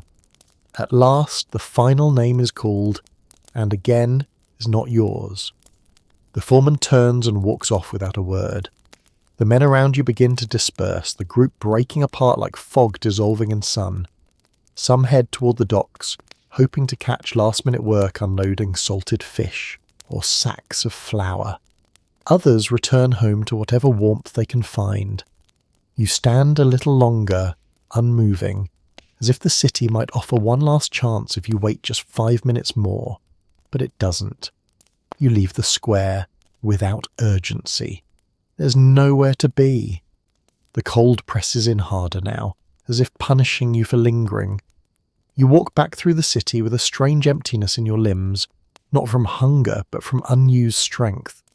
You pass by a bakery where the scent of fresh loaves curls out into the street. Your stomach growls, a sound so deep it feels like it comes from your spine. You ignore it. Bread costs more than you have today.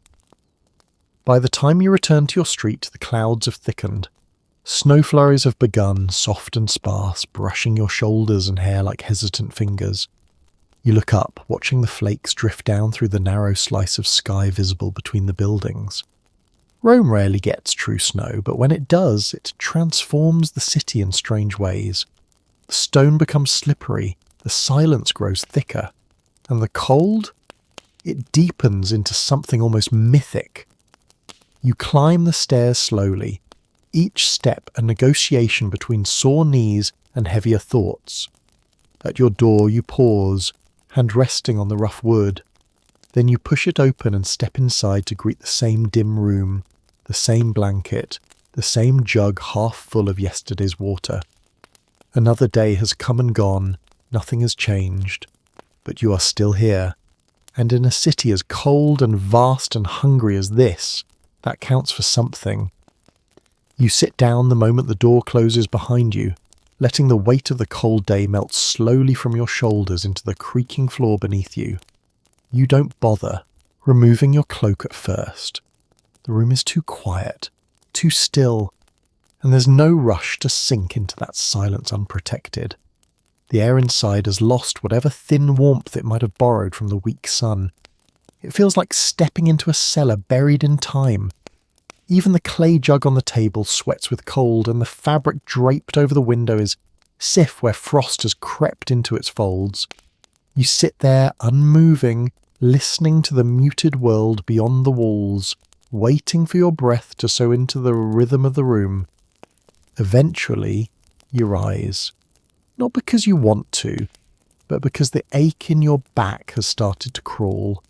Sitting too long only makes the cold settle deeper into your spine.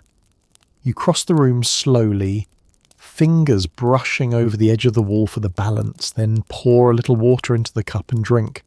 It is sharp with the bite of the stone jug, cold enough to make your teeth flinch, but you swallow it down all the same. Hunger returns to your thoughts like a familiar knock at the door.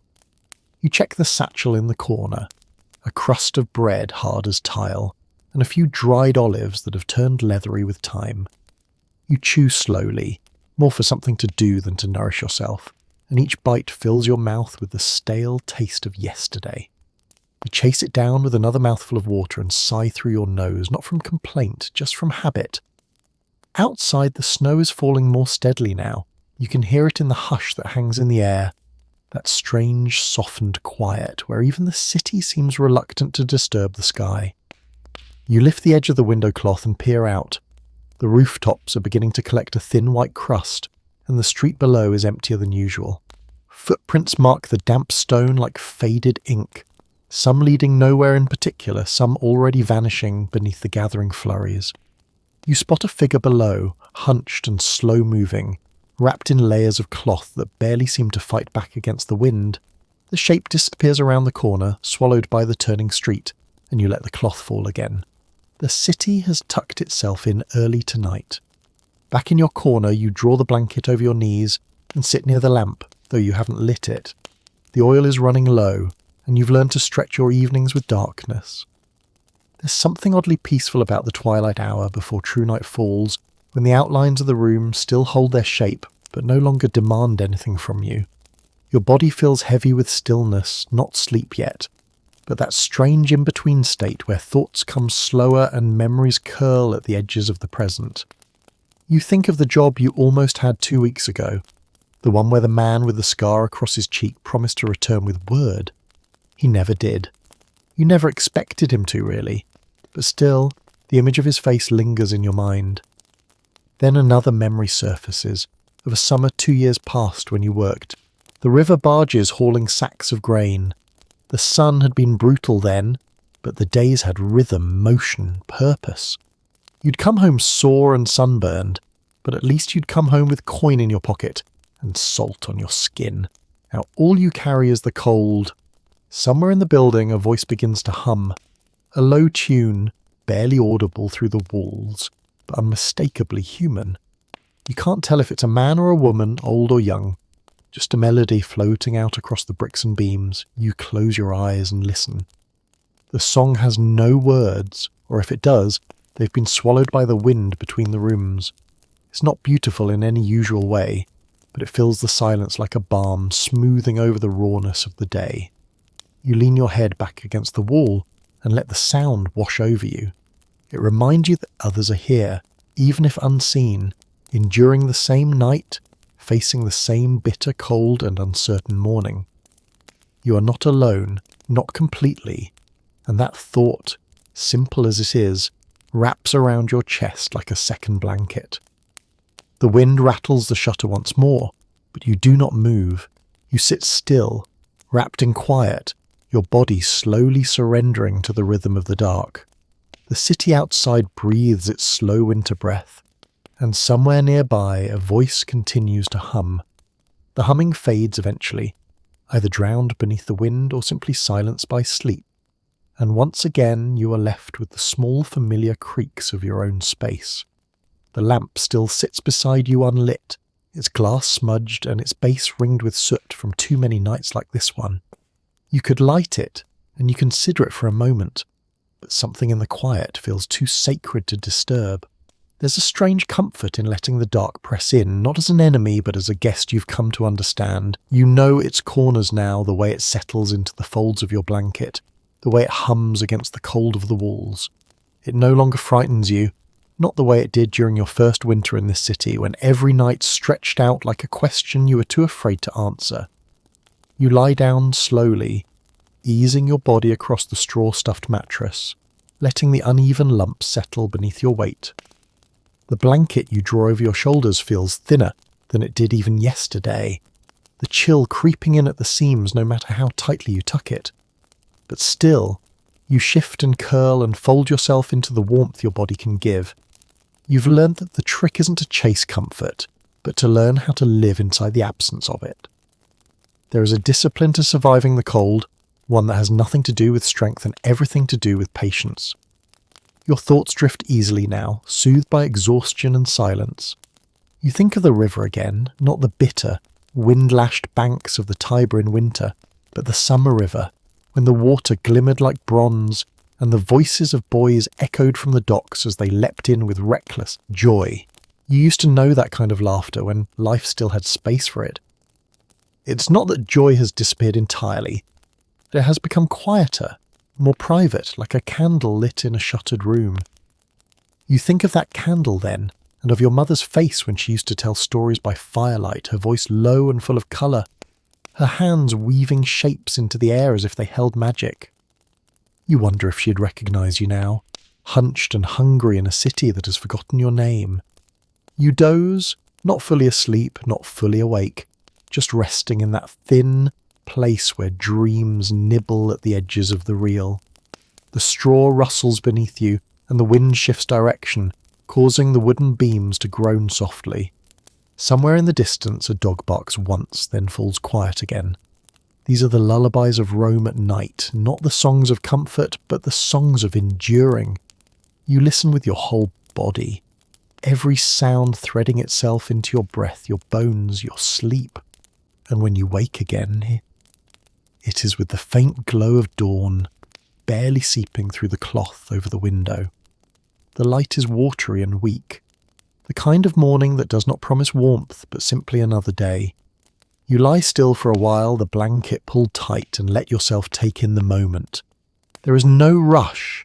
The city will not move faster for your haste. You already know how the day will unfold, or at least how it will begin. The walk to the square, the waiting, the quiet calculations behind every passing glance, the hunger held in every bowed head. There is no drama in it, no rise and fall of fortune like in the old tales, just repetition, and in that repetition, survival.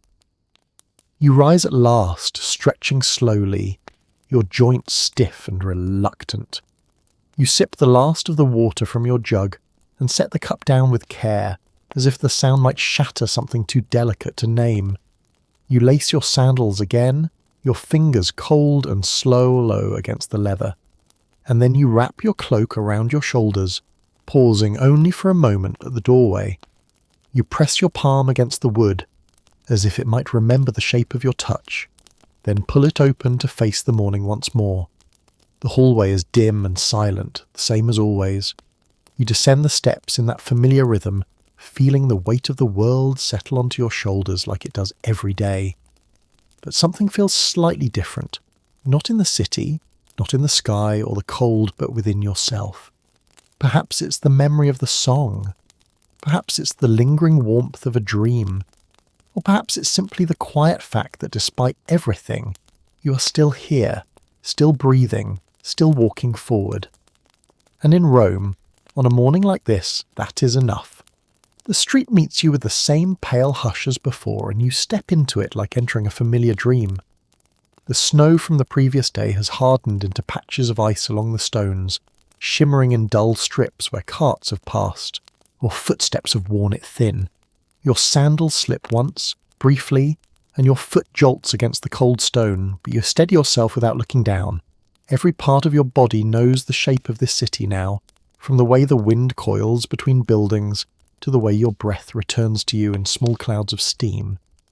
There is no need for thought this early, only movement, only the soft ritual of walking toward the square where labour might wait or it might not, and either way the day will carry on. The sky is a deep grey that promises more snow, though for now it holds still like a lid placed gently over the world. The market stalls haven't opened yet, and the bakeries are just beginning to stretch awake, sending out the first shy plumes of smoke. You can smell them in the air, warm and faintly sweet, and they linger for only a moment before the wind pulls them out of reach. You walk slowly, not out of tiredness exactly, but to make each step matter. You've learned to treat time differently in winter. When there is little to do, each action becomes its own story. Each breath is its own effort. By the time you arrive at the square, a few others have already gathered. Hunched figures with scarves wrapped high and fingers tucked deep into sleeves. You recognise some of them by gait or by the tilt of a head, though no one speaks. The morning silence is not unfriendly. It simply belongs to the cold. Words would feel too loud right now, too sharp against the softness of frost clinging to the edges of the buildings. So you nod quietly at the older man who always arrives just before you, and he nods back without a smile. That is enough. You lean against your usual wall, shifting so the chill of the stone doesn't bite directly through your cloak and settle into the stillness. Your stomach growls softly, but you ignore it. There's nothing to be done until coin is in your hand again. The bread seller won't trade for kindness. The soup stall won't serve hope in place of copper. So you breathe slowly, conserving energy, watching the entrance to the square with patient eyes, waiting, always waiting. When the foreman appears, he comes from the east side this time, where the ground slopes upward and the shadows cling longer. His cloak is new.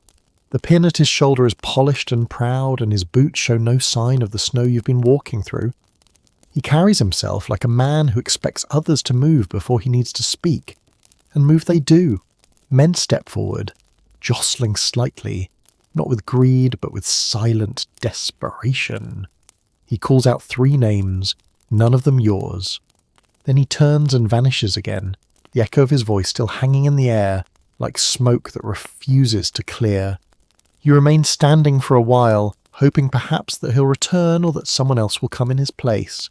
But the others begin to drift away one by one, some toward the river, others towards side streets where less formal labour can sometimes be found. You don't follow immediately. Your legs feel heavy and your thoughts are tangled, and for once the cold has not numbed you enough to dull the sting of rejection.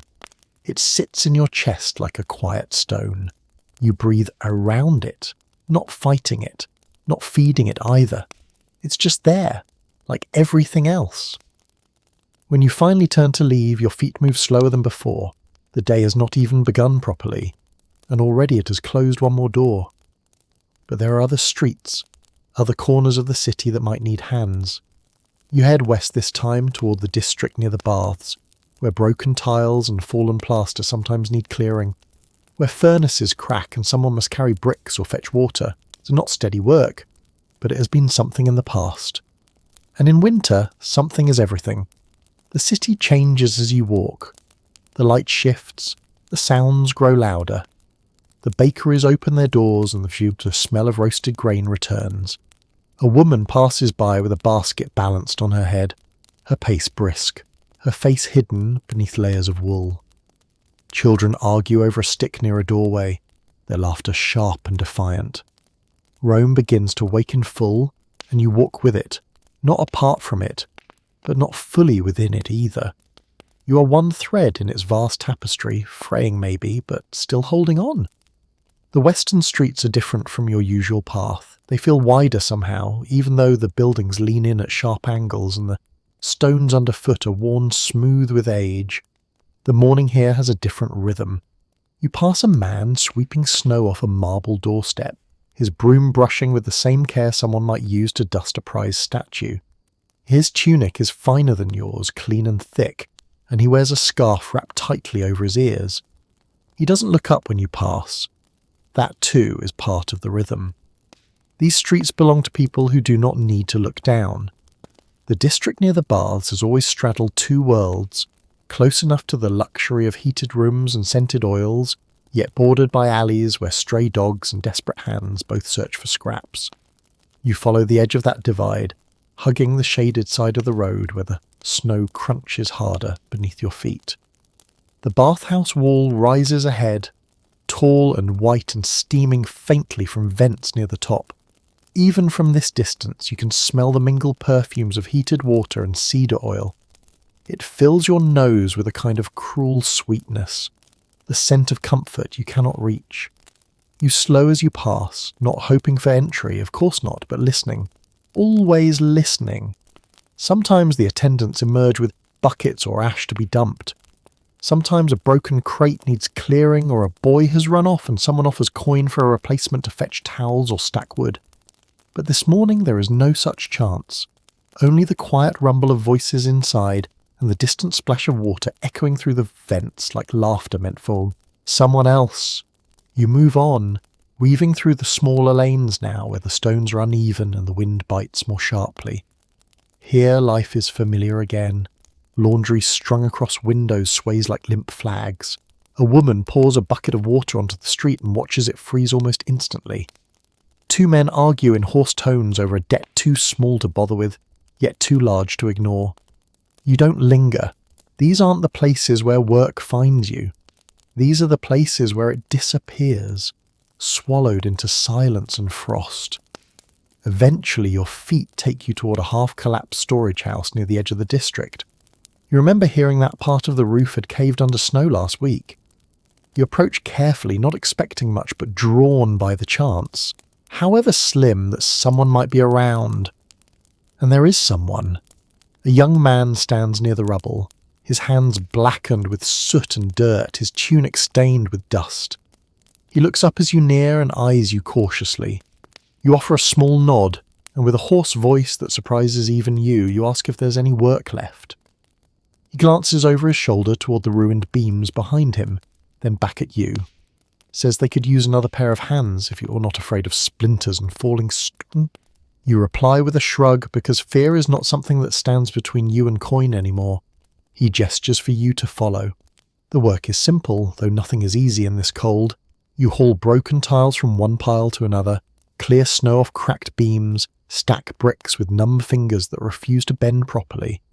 There is no heat here, but the effort itself burns in your chest and limbs. It feels good in a strange way. Not joyful, not even satisfying. Just good to move. Good to be part of something that has a rhythm. Sweat begins to gather under your tunic despite the freezing air, and your breath comes heavier with each trip up and down the length of the site. Time slips past, uncounted. The sun peeks through for a few minutes around midday, brushing the top of the wall with pale gold, then disappears behind a veil of white clouds again. You don't stop working. The young man offers you a cup of water at one point and you drink it quickly, the metal of the cup stinging your lips. No words pass between you. There is no need for them. When the shadows begin to lengthen, he nods toward the street and hands you 3 small coins. It isn't much, but to you it's more than the foreman's silence, more than yesterday's empty wait. You thank him with a glance and step back into the street, the cold licking once more at your sweat-damp skin. Your body aches. Your arms feel heavier than before, but your pocket is no longer empty. And for the first time in what feels like many days, your walk home has weight and purpose. The city feels a little less distant, a little less hungry.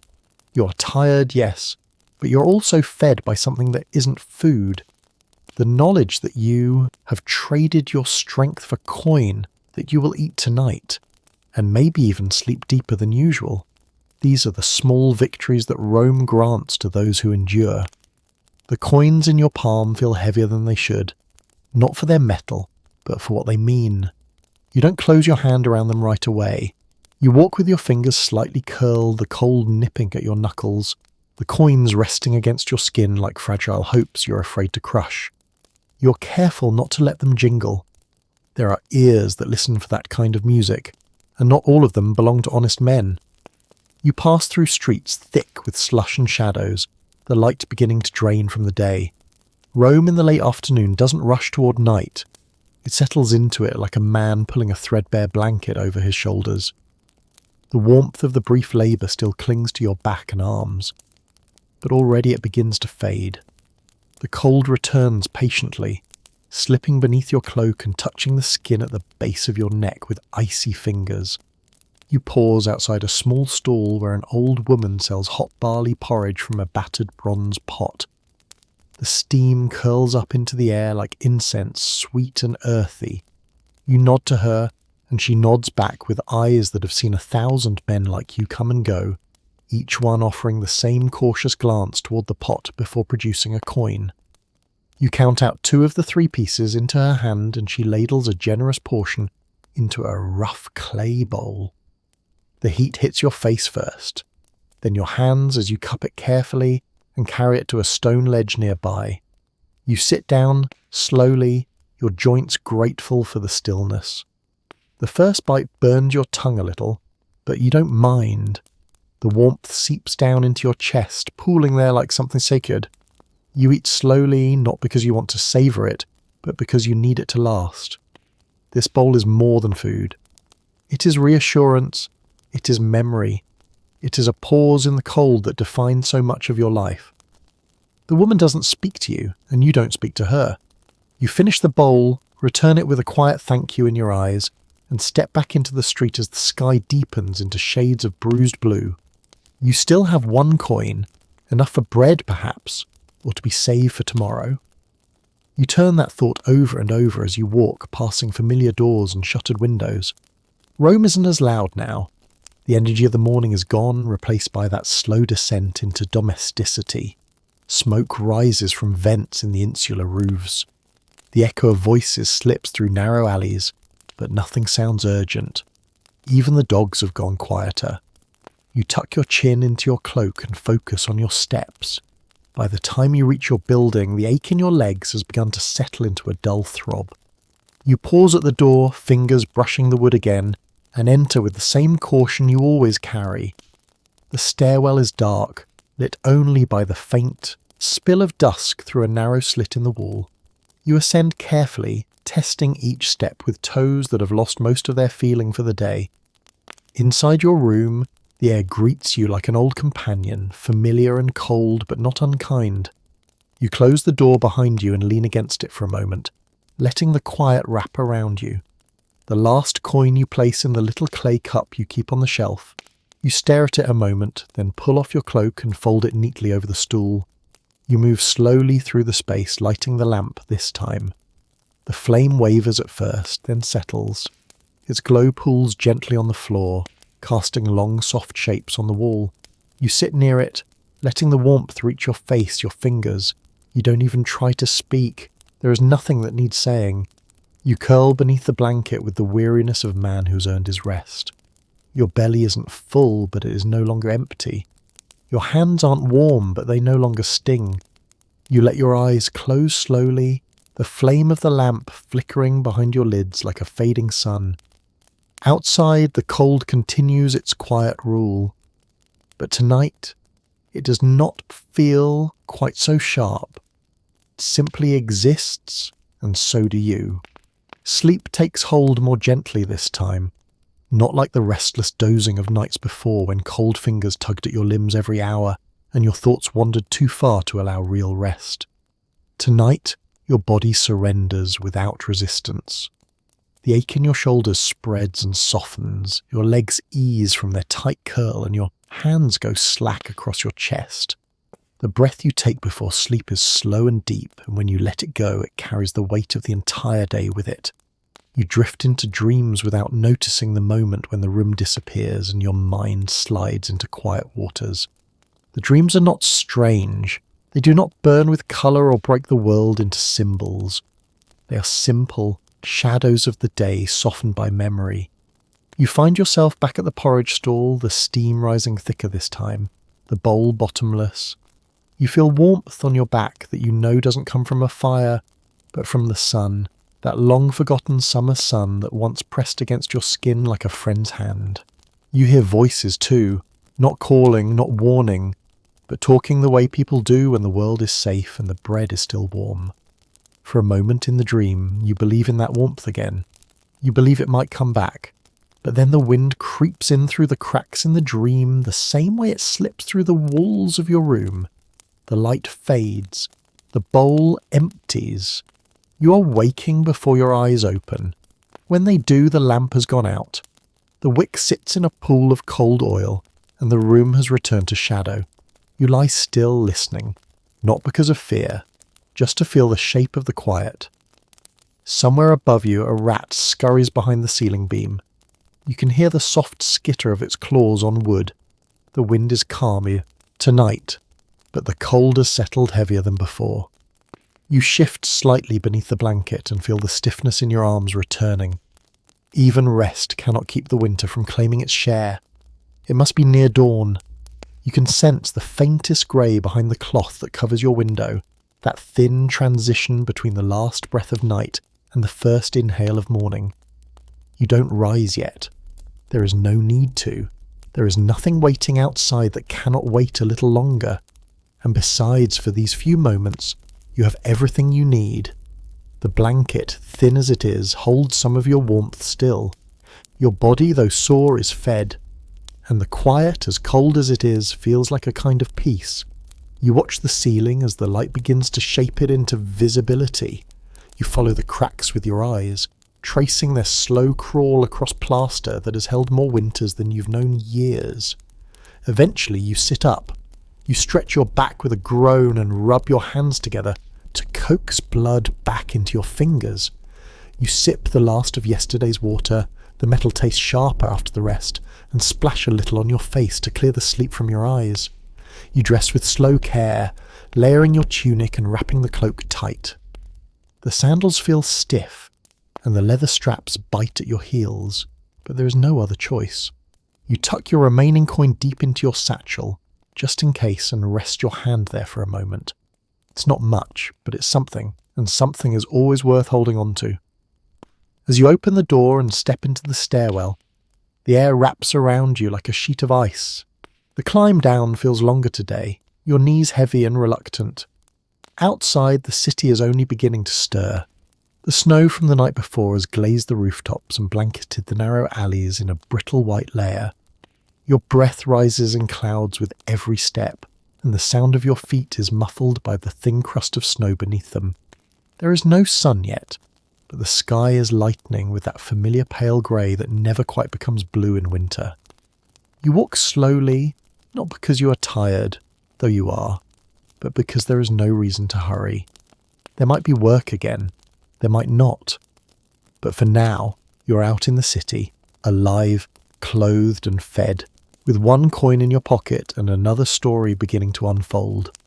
The street greets you like a companion who has already walked half the day ahead of you.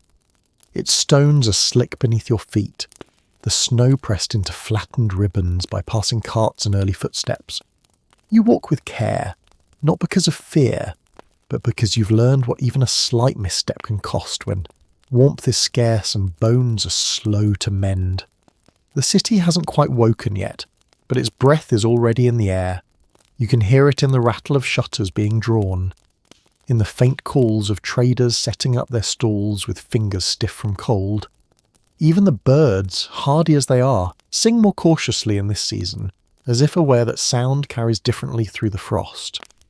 You turn toward the district near the Forum this time, a longer walk, but one where labourers sometimes find work in the early hours, helping to prepare public spaces before the senators begin to appear. The wealth of that place flows like a river. You can never touch directly, but sometimes the spray from its banks wets your hands just enough to get through the day. You've done tasks there before, sweeping, hauling crates, mending broken fences or clearing snow from marble steps. The work is brief, usually thankless, but it pays in coin rather than bread. And in winter, that means everything. Bread fills your stomach. Coin fills time. As you walk, the sky begins to lift its veil. A pale, hesitant light creeps in from the east, brushing the tops of buildings in silver. There is no warmth in it, not yet, but it sharpens the world around you. The outlines of rooftops become clear. The steam rising from chimneys becomes less smoke and more story. You see a child dragging a sack of kindling along the edge of a wall, his breath rising faster than his feet. He does not look up, and neither do you. Every person here is part of the city's slow machinery, moving in separate lanes, tied together only by the season and the silence it demands. When you reach the open square near the Forum, the frost sparkles faintly on the stone columns. It's the kind of beauty that belongs to places you cannot afford. The guards posted there watch the passers-by with detached interest, and you keep your distance from them, as always. A small group of men huddle near a cart at the corner, and you approach with quiet steps. You recognize one of them, a man with a scar on his chin who once handed you a spade without asking your name. He looks at you now without surprise, just a small nod, as if you're another brick in the wall he's grown used to seeing. You ask if there's anything to be done, and after a pause he gestures toward the back of the cart. You climb in and begin lifting the baskets inside, stacking them to be delivered down the road. The work is easier than yesterday's, less strain on your shoulders, more repetition into motion. But the cold sinks deeper as the morning unfolds. Your fingers stop burning and simply go numb, which is somehow worse. You learn to grip by memory, not by feel. You work without words as the others do, and the hours pass without announcement. No one measures time here by the sun, but by the weight in their arms and the ache in their backs. By the time the cart is emptied, the square is full of newer faces, cloaks brighter, steps lighter. The day has taken on its shape. The man with the scar hands you another coin without counting, without speaking. You nod, and he turns away. You move back through the crowd like smoke slipping between stones, unnoticed and unneeded now that the labour is done. But in your pocket, the second coin rests against the first, and that small pressure is enough to lift your chin a little as you walk. You stop at the same bakery from 2 days ago, the one with the cracked lintel and the warm scent of fennel. The woman behind the counter barely looks up as you point to the small loaf, but her hand is steady, and when you press the coin into her palm, she doesn't short you. The bread is still warm. You carry it in both her hands, letting the heat soak through your skin as if it might travel all the way to your bones. You don't eat it yet. Not here, not standing. This too deserves a kind of ritual. So you walk home slowly, the bread cradled against your chest, your breath still rising in short clouds. The day has taken more from you, yes, but for once it has given something back. The bread sits like a living thing in your hands, its warmth escaping in faint wisps of steam through the small cracks along the crust. You walk with it held close the way one might carry a letter from a loved one, or a tiny flame in the dark.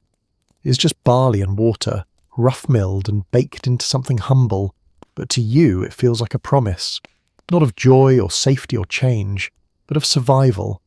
A simple, quiet pact that says, for now, you have what you need. The walk home is slow, partly from the weight in your limbs after the morning's labour, but also because you do not wish to rush the moment. It is not often that your hands are warm in winter, and rarer still that they carry something worth protecting. You take a longer route, not because it's easier, but because it winds through quieter streets. You pass under narrow archways where the snow hasn't reached, and between walls where old vines still cling, brittle and dry like forgotten memories. In one courtyard, a group of boys are chasing one another with sticks, their laughter high and bright in the cold air. You stop just a moment to watch them, their breath clouding the air like smoke from small fires. One of them slips and falls hard on his side, and the others stop immediately. He winces, holds his ribs for a breath, then laughs too. The sound is soft and fierce, and it lingers even after you've turned the corner. You used to laugh like that. Not often, and not for a long time, but you remember what it felt like to let sound escape your mouth without permission or purpose. That memory stays with you as you climb the steps to your building, each one slower than the last. Inside your room, the air feels thicker than usual, as if the cold has woven itself into the walls more tightly than before. You set the bread carefully on the wooden board near the window, then take your time removing your cloak and tunic. The sweat from your work earlier has dried against your skin, leaving patches of chill along your back and sides. You rub your arms, trying to coax the blood back to the surface, then move to pour a little water into the chipped cup. You don't drink yet. You just sit near the window, the bread. Beside you, the sky outside folding into late afternoon with the slow patience of winter. You break the loaf in half. The crust cracks under your thumbs and the steam rises again, softer now like breath after a long silence. You tear a small piece and place it in your mouth. The taste is plain, but it brings with it a kind of grounding that your body responds to immediately. Each bite is slow, not because you are being cautious, but because something inside you wants to stretch this meal into the longest possible moment. You chew with your eyes half closed, letting your mind drift. The past few days come to you in fragments: the empty square, the rough stones of the collapsed house, the scent of porridge on your skin, the soft pressure of coins in your palm. Each piece fits into the shape of a story that no one will ever tell, but that lives behind your ribs all the same. After you've eaten half the bread, you wrap the rest in cloth and place it in the corner where it will stay cool. Tomorrow is not promised, but it is likely, and that knowledge sits with you like a quiet guest. You stretch out beneath the blanket, not to sleep, not yet, but to feel the full length of your body pressed against the earth once again. Your eyes follow the slow curl of smoke rising from the lamp, though you haven't lit it. The smell of the bread still lingers in the room, faint and sweet, mixing with the scent of old wood and plaster dust. Outside, the sky darkens by degrees, and somewhere beyond the shuttered window, a bell tolls faintly. Not for anything in particular, just one of the city's endless markers of time, but to you it sounds like something softer, something that says, quietly, the day is nearly over and you've made it through. You curl deeper into the blanket, your breath warm against your arm, your feet slowly beginning to lose the ache that has haunted them since morning. For now, nothing is required of you. Not movement, not effort, not even hope. Only rest. The city will turn again tomorrow. The cold will come again. But tonight, there is bread in your belly and warmth behind your eyelids. Night settles thick over the rooftops, and the city outside fades into a hushed, shadowed hush that feels almost sacred. You lie still, your face turned toward the cloth-draped window, where no light comes through now, only the dull sense that beyond it, stars are scattered, like forgotten coins on black velvet. Your fingers curl slowly beneath the blanket, seeking their own warmth. The crust of bread resting in the corner offers comfort just by being there, a reminder that tomorrow, at least for a moment, you will not wake into hunger. Your body aches in familiar ways, the kind of soreness that means something has been earned, no matter how small. You let your breath fall into rhythm with the creaks in the wall, with the muffled footfalls from above, with the distant cry of someone's name lost in the wind. The world outside carries on in its quiet way, and you feel no need to chase it. In this stillness, you are not winning or losing, you are simply existing, and in the heart of a Roman winter that is no small thing. You close your eyes, not to escape, but to rest in what you've managed to keep. Sleep does not come all at once. It drifts in slowly, like mist rolling over worn stones, softening the edges of thought until even your memories blur into quiet. You hear a crack in the wall above you, the wood shifting as the cold deepens, and you imagine the building breathing alongside you.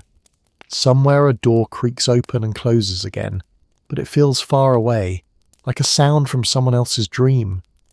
You turn slightly, the blanket following you, and feel the faint warmth you've made holding steady. The darkness does not press in. It simply holds you. You drift somewhere between dreaming and waking, your breath rising and falling with the soft hush of the room. The chill still lingers at the edges of your blanket, but it no longer bites. It waits quietly, respectful now, as if it knows this is your hour of peace. Thoughts come and go like slow-moving clouds. You think of the bread, of the warm bowl of porridge, of the man with the scar who handed you a coin without a word. These small kindnesses are the threads you hold on to, and in the darkness they feel like light. Morning will come soon, though for now the world lies still. The city outside slumbers in its own quiet way, wrapped in stone and smoke and slow breath. Inside your room, the lamp remains unlit, the blanket pressed gently around you like a second skin. You lie quiet, body eased by rest, mind softened by the rhythm of survival. There is no need to move, no need to You've made it through the longest hours, and that, in this world, is everything. So you let the darkness stay a little longer, and you let yourself drift calmly deeper into sleep.